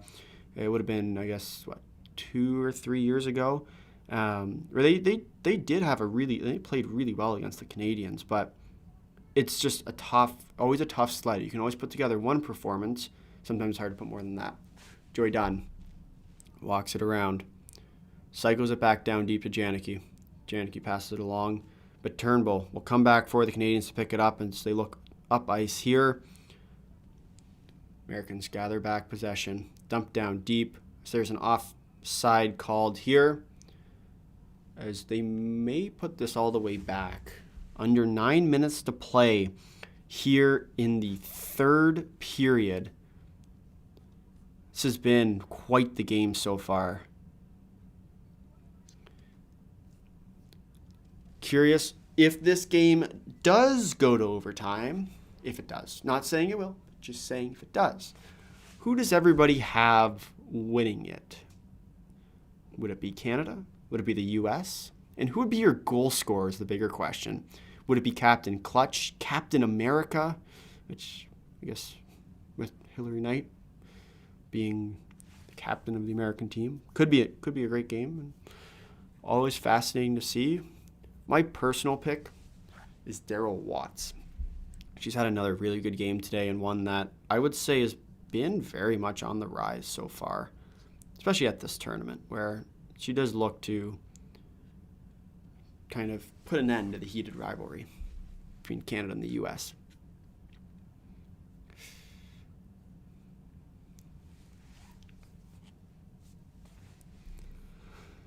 Oh, yeah, I'm still not built for gold medal games. These things get my nerves up way too high. I could barely handle a quarterfinal game. This is what Canadian hockey has done to me over these years. These games get harder and harder to watch. But that's okay. Yeah. The only goal so far, a short-handed goal from Kristen O'Neill. We'll see if that changes as they show the medals now. Ooh. Fascinating. Some beautiful medals they are too. Assuming that they actually stay on the clip. I don't know if anybody saw that, but they've had some problems at this Olympics with the lanyard part falling off and detaching from the medal.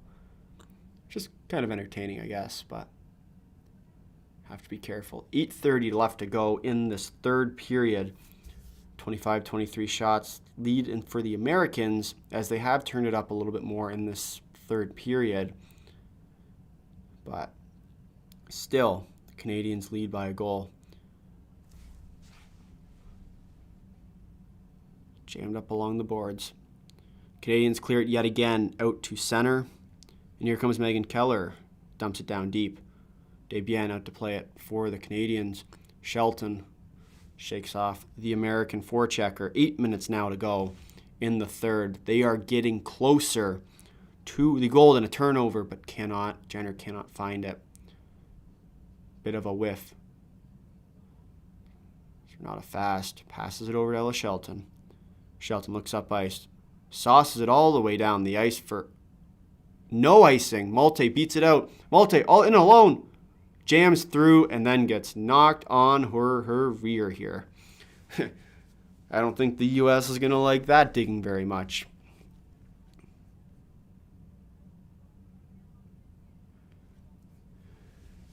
.734 away from a Canadian victory and the miracle.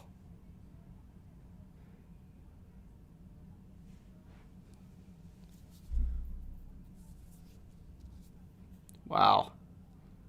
7:30. Come on. 25-25 shots are now even. Please. Oh, kicked out of the draw. Full straw. I thought there might have been a penalty call there or something funky. Because these refs all tournament long have been awful. Absolutely awful.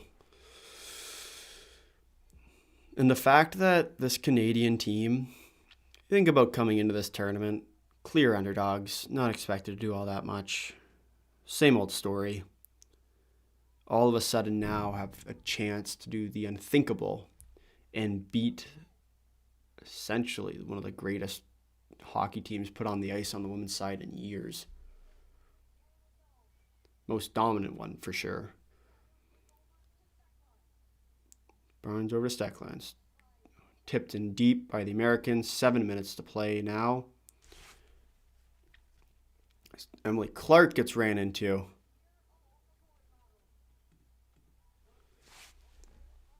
Stacy brings it in down deep. Joy Dunn.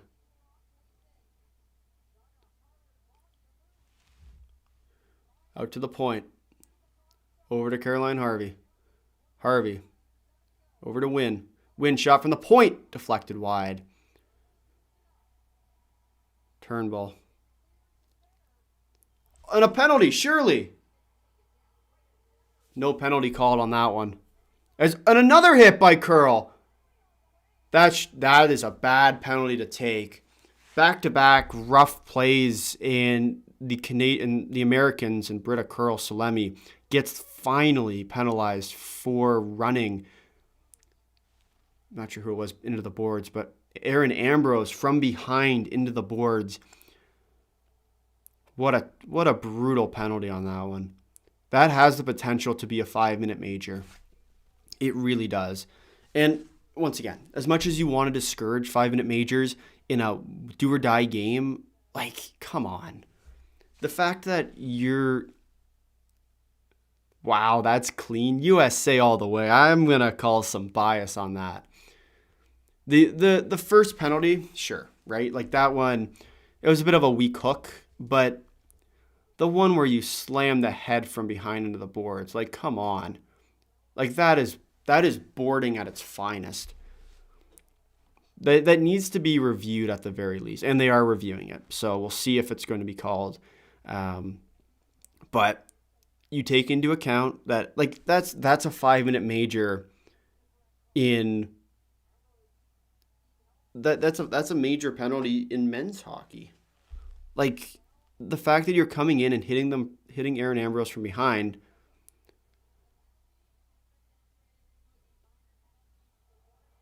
So they downgraded it to a minor. That's just the fact that it's a do or die game and they don't want to take it out of the hands. But a huge power play for Canada here. Wow. And that's a huge loss for Canada too, with Aaron Ambrose going down. One of those veteran defenders that you rely upon so much. What's going on? Canada is now going to a power play on a Britta Curl Salemi board from behind. Called the 2. Yes, sorry, I should have mentioned that. And we'll see if the U.S. here is going to be able to get a shorthanded chance. Usually root for underdogs, and first in my life, Canada is an underdog. It is a weird feeling. I will say that. I mean, they've had underdog teams in the past, but I'm not sure anything really reflects as badly, or not as badly, but as much of an underdog as it is this year. 120 left to go, 540 left to go in the third period. Tremendous betting value on Canada today, got to admit. What was the line at? 4, 3, 4, 4x? Or plus whatever that is. Darryl Watts walks in alone, shoots off the top of the mask. Shelton passes down to Jakes. Jakes holds, shoots. Blocked out front. And another block shot by the Americans.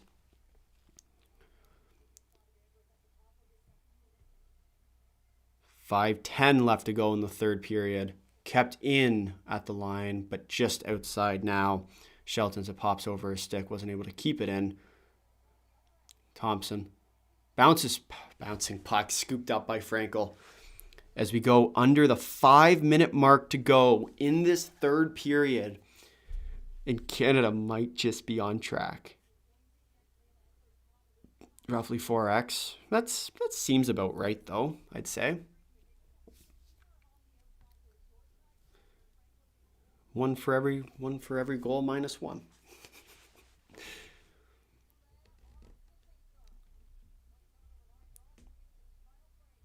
Shelton tips it down.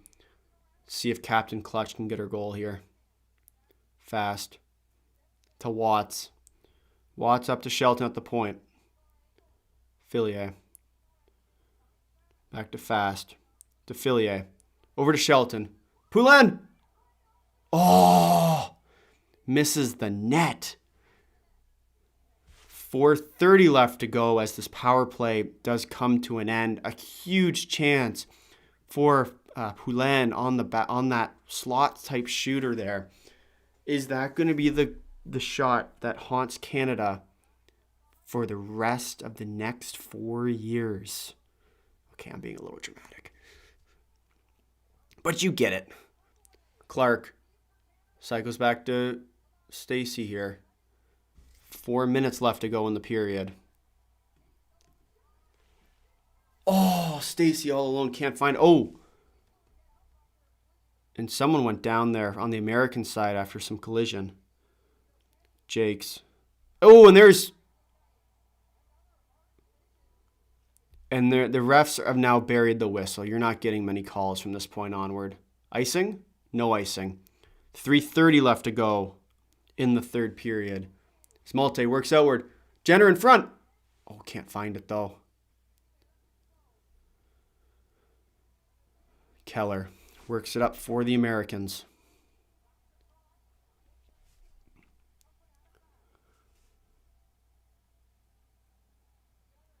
Jenner feeds it up to Malte. Malte works in. Malte looks up. Great pass to Poulin. Fillier. Oh, saved by Frankel. Fillier with the puck behind the American net. Under 3 minutes left to go now. Watt. Shelton in front. Flinches the American defender. She whiffs on it. And cleared out. 2:38 left to go in the third period. And Watts comes in, but cleared out. As the Americans now putting some pressure on the Canadian side as the puck goes down deep into the Canadian end. And whistled up. The American forward, Zumwinkel, was over the puck. But we are getting closer. Very, very close, sir. Okay, Canada, take a deep breath in, take a deep breath out. Let yourself breathe for just this very quick moment, because the next few minutes are simply going to be terrifying. I am scared. I am very scared. I'm not sure I'm ready for this. Please, please. Give Canada a gold medal in hockey one more time. 5-time gold medalist looking for a 6th. Can they do it? They lost the inaugural one in 1998, then won in 2002, 2006, 2010, 2014, lost it in 2018. The U.S. has not pulled their goaltender yet, no. But I would assume, it's on commercial break right now, so I would assume that it would be coming.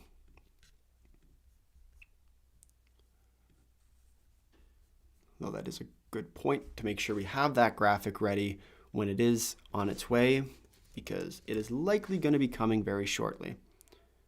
They should do it shortly, yes. With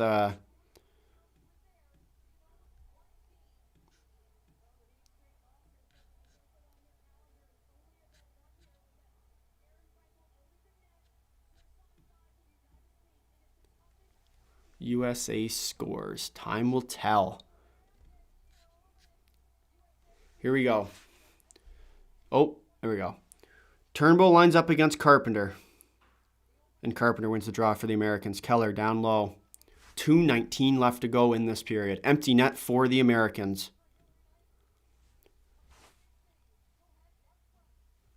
Cycles along the point. Keller walks with it. Edwards. Tregs. Scores! No. And tipped in front. And the U.S. ties the game. And who else? Who else but Hillary Knight to do it? Keller to Edwards. And then the clean tip in front. Hillary Knight puts it top shelf.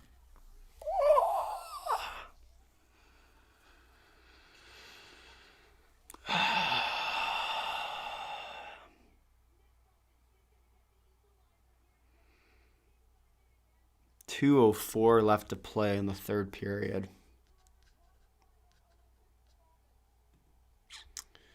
So there's now 2 minutes left to go in this period.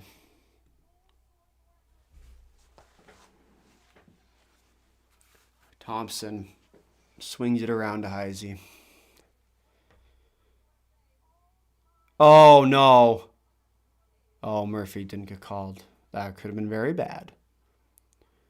All right, Captain Clutch, it's your turn now. Heisey. Harvey now moves up. Harvey to Murphy. No good.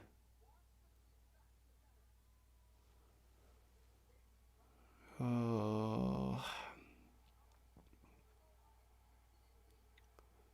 Shelton. As the USA chants are billowing down from the stands.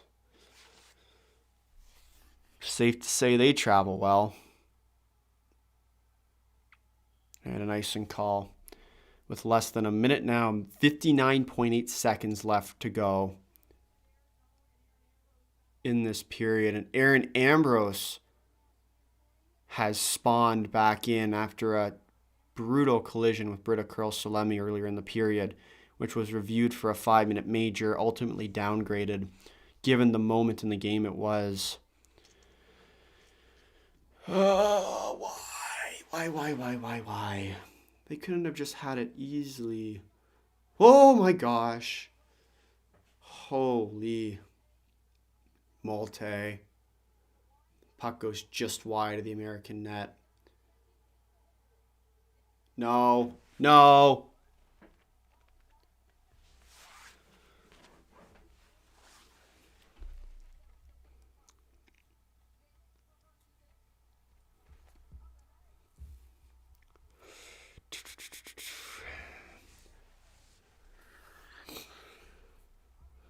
curl. Throws it down deep. 20 seconds left to go till overtime. Joy Dunn picks it up. Heisey throws it out front. Oh, Debian.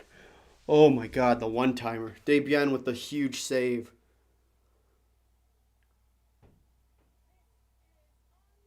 Oh my God. 9.5 left to go. Debian makes a huge save on, I believe it was Abby Murphy. Who else? And this game remains tied at 1 with mere seconds left to go in the game. I'm scared. I'm scared. Please stop. Poulan lines up and wins the draw. 5, 4, 3, 2, 1. And we will, guess what, everybody? Go to overtime in a final game between these two. Who would have thunk? Who would have thunk it? Well, we talked about it a little bit earlier. So what's, trying to remember now what this is for gold medal, because we haven't had the gold medal overtime yet. I believe they changed it this year, so there's no more double overtime. It is simply...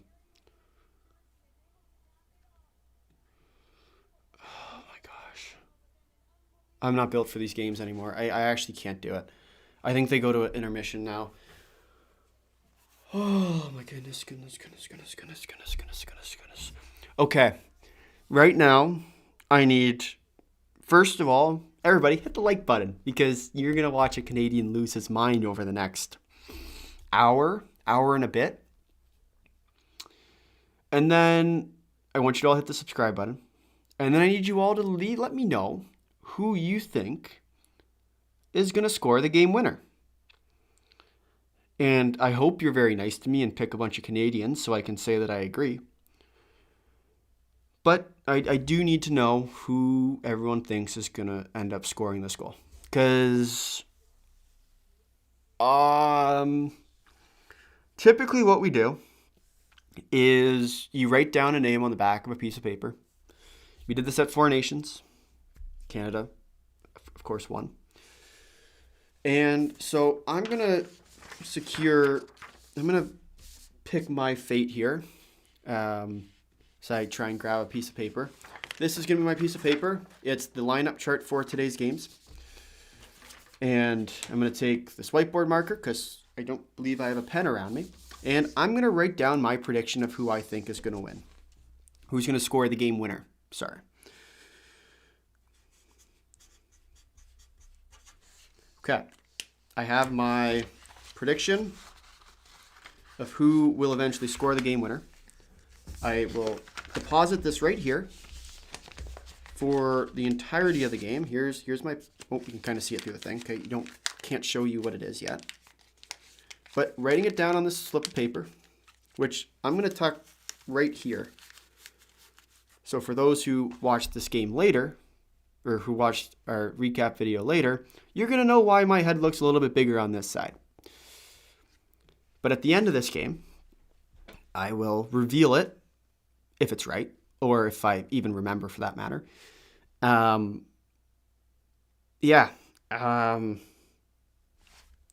For those wondering right now, these are my hands.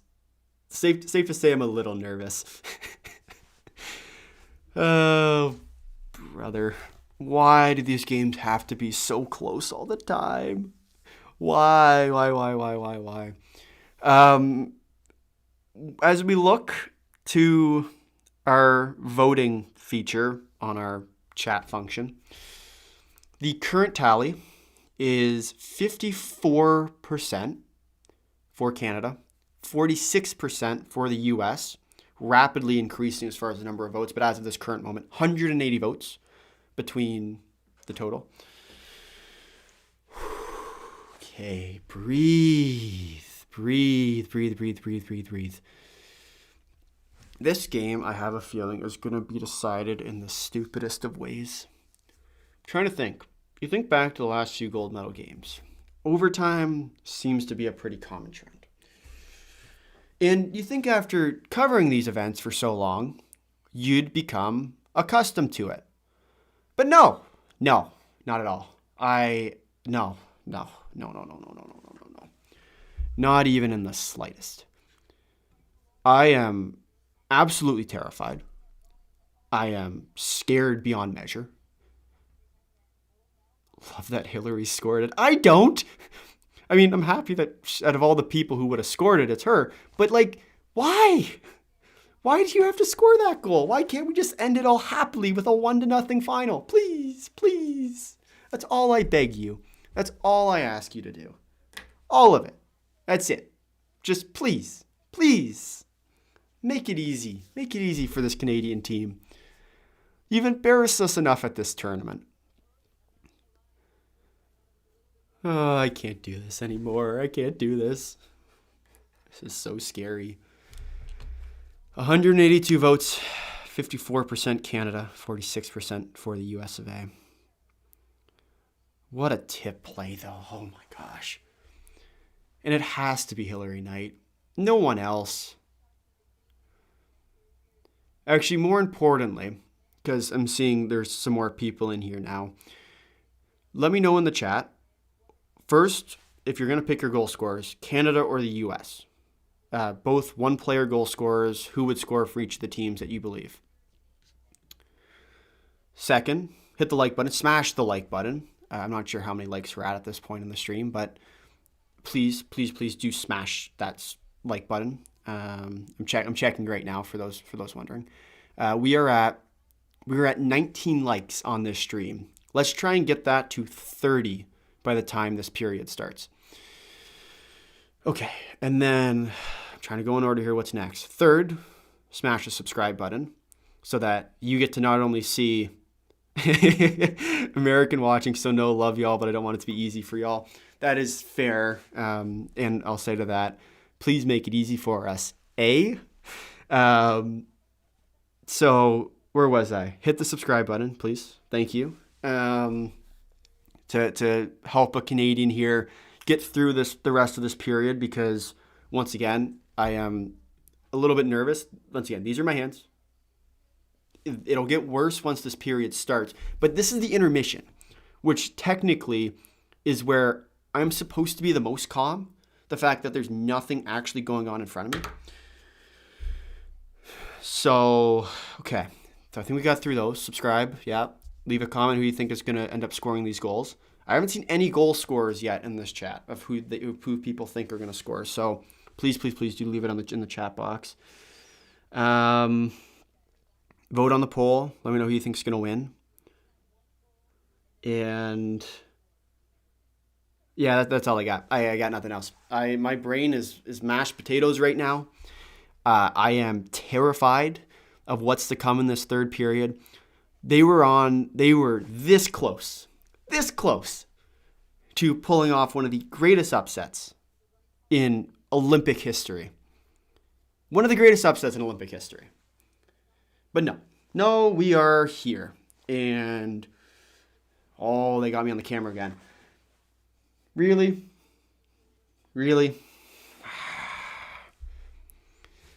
It's brutal. Absolutely terrible.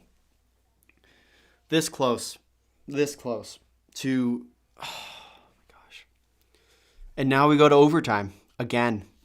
And after the last Women's World Championship, in which the U.S. won, after a rivalry series in which the U.S. dominated, and after a preliminary round game in which the U.S. gave Canada its most embarrassing loss of all time.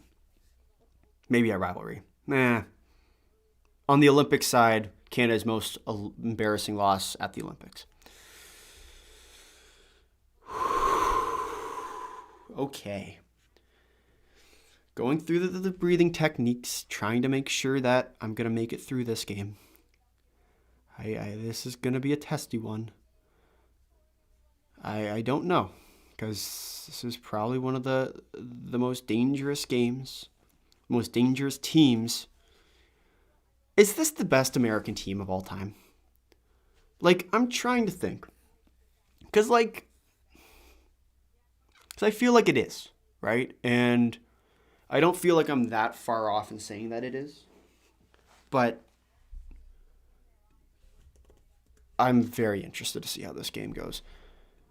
And I'm trying to remember now. Let's check the Double Eyed Chef's website as far as overtime goes. Choose Google gold medal game. Is there a shootout? Overtime, accept the gold medal game. Operations for a gold medal game. If at the end of three regular 20-minute periods in a gold medal game, the two playing teams are tied, the teams will play sudden death overtime, which the first team who scores first wins. Teams do not change ends. If at the end it's still tied, following an ice resurfacing. Okay, so it is continuous overtime. I heard at one point that they changed that and went to a shootout, and I was about to throw my hat at the camera down there because that would be a brutal way to end this amazing game. But, okay. Everything's going to be okay. Everybody, it's going to be okay. They're going to pull through, I promise. Who am I kidding? I can't promise anything. I am so terrified right now. I think you can hear me, but I don't really know. Hopefully, they can pull through with a big win and pull off one of the greatest upsets in Olympic hockey history. For those joining us, welcome. This is the On the Fly YouTube channel, sometimes turned podcast. Typically, we make recap videos around international hockey every 4 years. That includes the Olympic Games. And I'm terrified. I don't know what else to say. Yeah, this game is If they can win this game, and for those who've watched us for a while know that a very long time ago, in a galaxy far, far away, we made a few different of these live watch-alongs. And we used to watch it, well, a few different ways. First one was back when Canada played the Czechs in the World Juniors. They lost that game in overtime. Really embarrassing loss. The year before that, we watched it with a few friends. We were able to jump up and down. And so if they win today, I'm trying to figure out what to do. Because as you can see, I'm seated right now. And because I'm seated, it's going to be a lot more difficult for me to jump up. And so anyway, I'm very nervous right now. Are they showing the game or just talking? It will only be talking. Unfortunately, I don't have broadcasting rights, and neither does anybody else on here. So if you are Canadian, it'll be on CBC Gem. If you are American, it will be, I want to say, on NBC Peacock, maybe. That's the thing. And if you are anywhere else, I'm not entirely sure. But have us on in the background. We are watching him watch it and tell us what's happening. Yes, exactly that.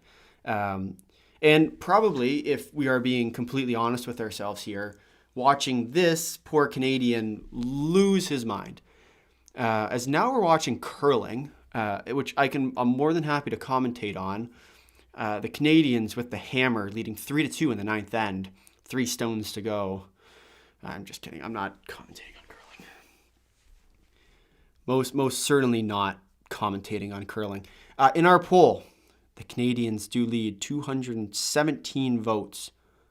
It is going into overtime. We are on the third intermission period of so far. Tied game 1-1. Hillary Knight with the late goal. The goal that tied it for the Americans. The heartbreaker for myself and for our fellow Canadians in our chat. It hasn't started yet. I hope it hasn't started yet. because I'm currently watching curling on my screen as Canada leads Norway in the semifinals of the men's curling event. But no, it hasn't started yet.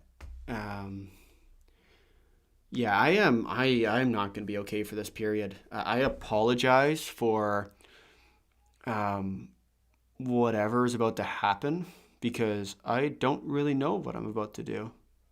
Sorry, it hasn't started yet. Sorry for the chat. I'm not sure if How many more minutes of overtime? It is, as we just checked and read the IIHF rulebook, it is continuous overtime forever until there is a winner. So we could be here until it is currently 3:45 local time.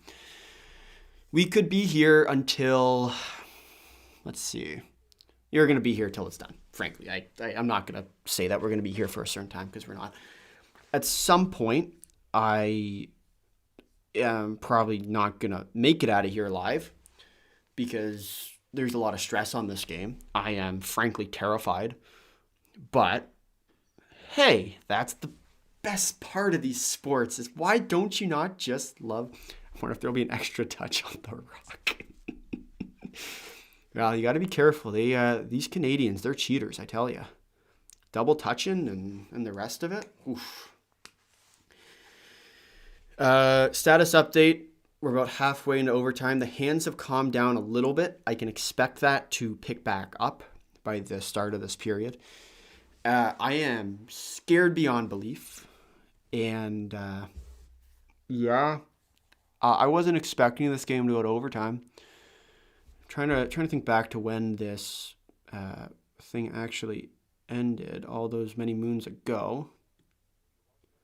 Okay, I don't actually have a time. I honestly don't know how many minutes are left in the intermission. Somebody probably has a better sense of that. I'm trying to see if I can check a timestamp right now, but I'm honestly not entirely sure.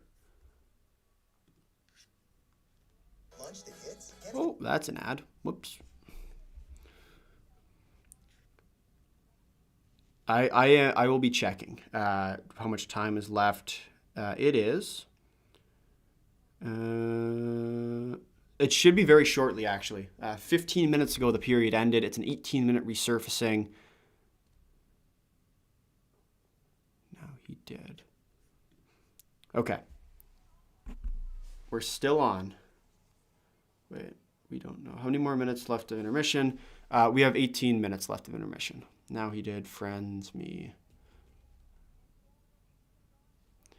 Okay. We are underway. And we're not underway, but we're into the overtime period now. 20 minutes on the clock. Oh, that's no. Oh, wow. No, that's, yeah. So this is what happens when you get to overtime is the brain has decided that it doesn't know what to do for this.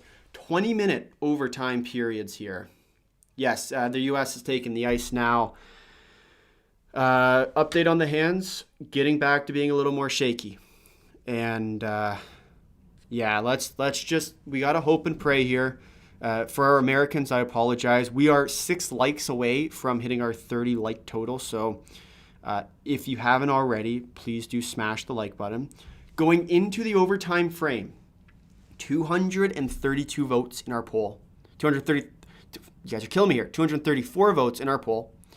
54% for Canada, 46% for the Americans.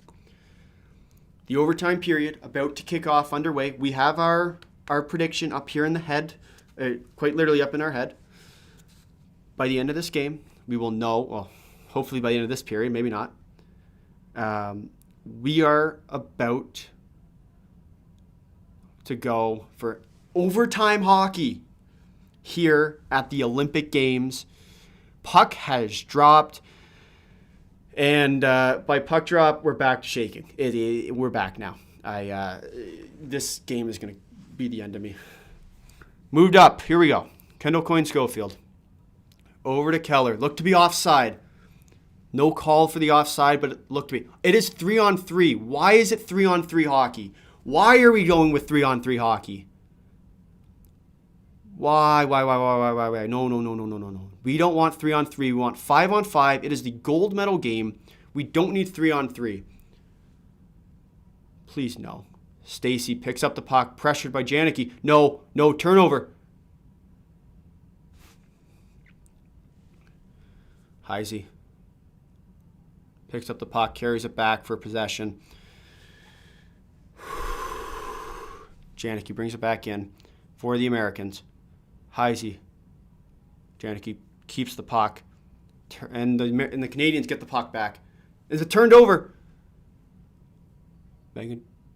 Caroline Harvey looking to secure her MVP at this tournament. Daryl Watts. Is that 2-0? Watts all alone on the break. Hook. That's a hook. What do you mean?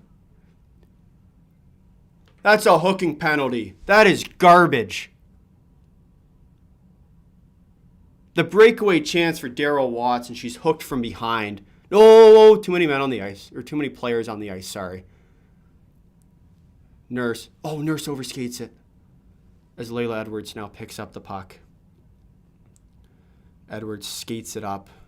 18 minutes left to go. 18:10.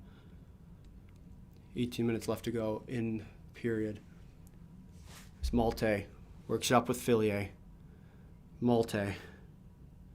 And it's rolled off, or Nurse. Rolled offside. Update, still shaky. And I don't expect that to change for the next however long we're going here. Oh my gosh. Please. Oh, I beg you. Please.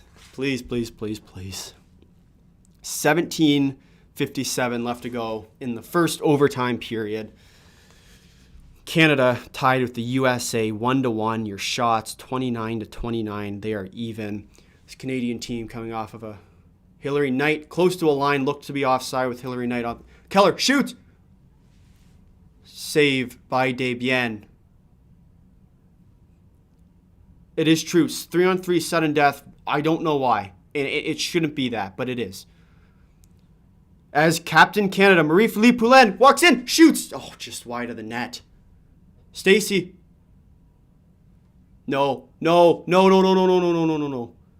Stacey gets back. Get there. The U.S. regains possession. 17:10 left to go in the overtime period. As Kendall Coyne-Schofield walks in, shoots.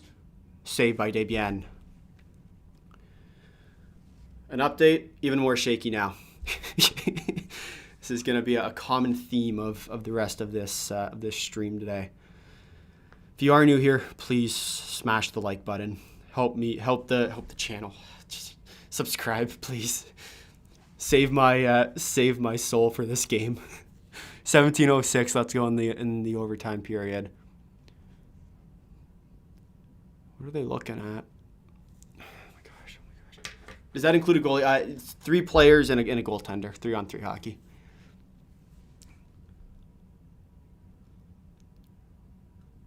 Thompson.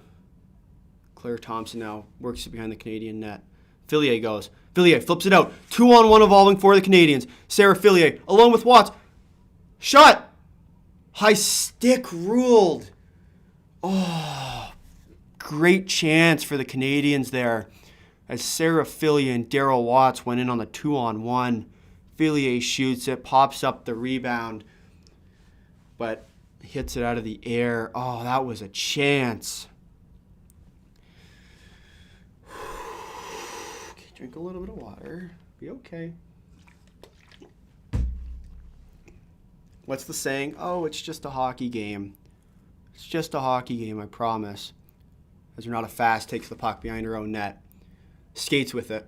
Oh, Curl Salemi picks off the puck, but Fast gets it right back. Fast works in. 2-on-1 with Malte. But Layla Edwards knocks the puck off Renata's Fast's stick. As Hillary Knight now works on. Sarah Nurse, the forward, back on defense. Knight with the shot. Saved by Anne-Renee Desbiens.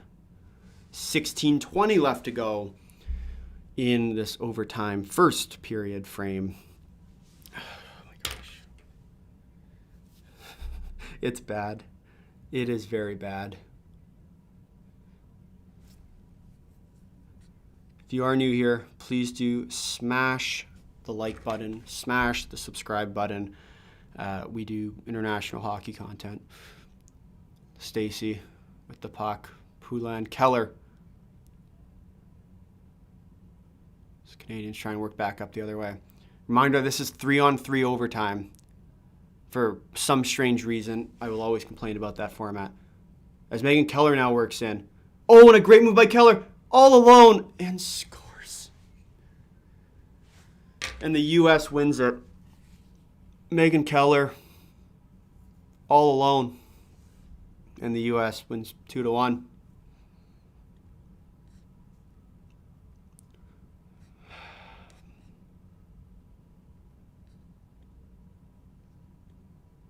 U.S. wins gold.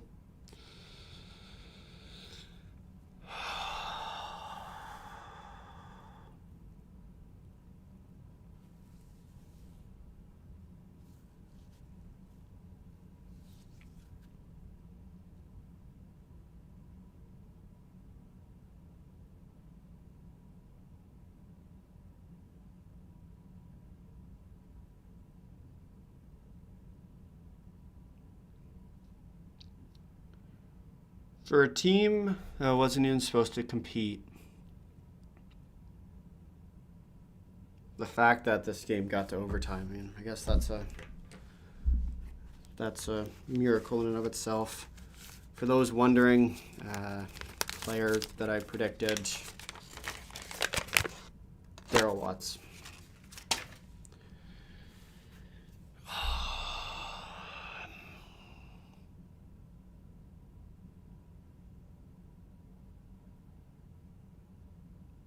Megan Keller with the golden goal for the U.S.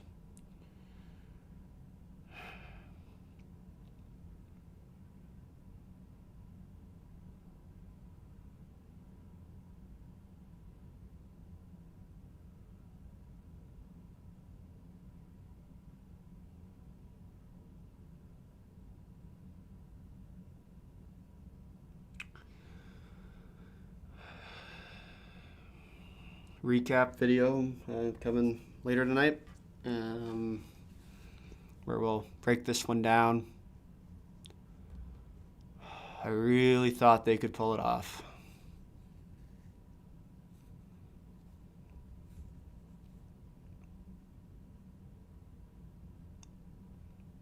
High Z stretch pass. Megan Keller undresses Claire Thompson, slides it through the 5-hole of Debian, or through the blocker side of Debian.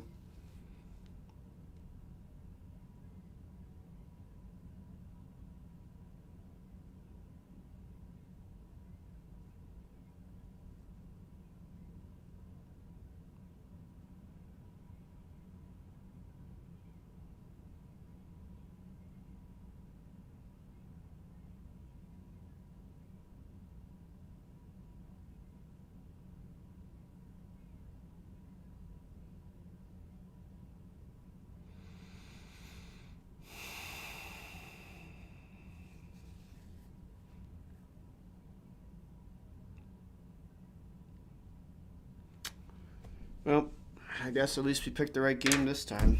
Another overtime game between Canada and the U.S.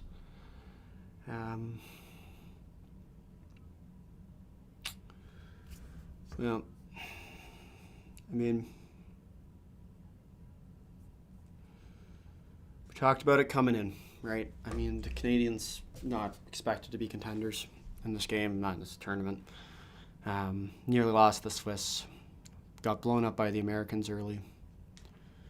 And really, it was just a matter of time. And can't even say they didn't have their chances.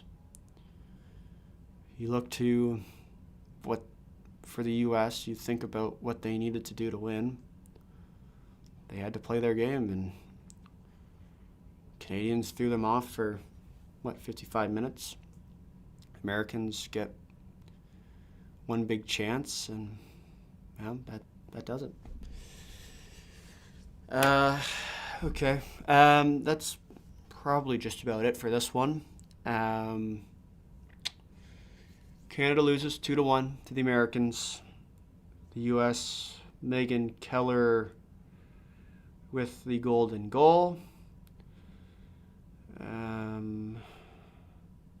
I believe it was Megan Keller with the golden goal. Yeah. Congratulations to the U.S. I hope to see everybody in our recap video. Please subscribe, hit the like button, and hit the notification bell, because we might go live again at some point during this tournament. For the men's side now. But yeah, that one stings. Canada loses to the U.S. 2-1. The USA is your 2026 Winter Olympic women's hockey gold medalists. And Canada loses in a heartbreaker. That will do it for today.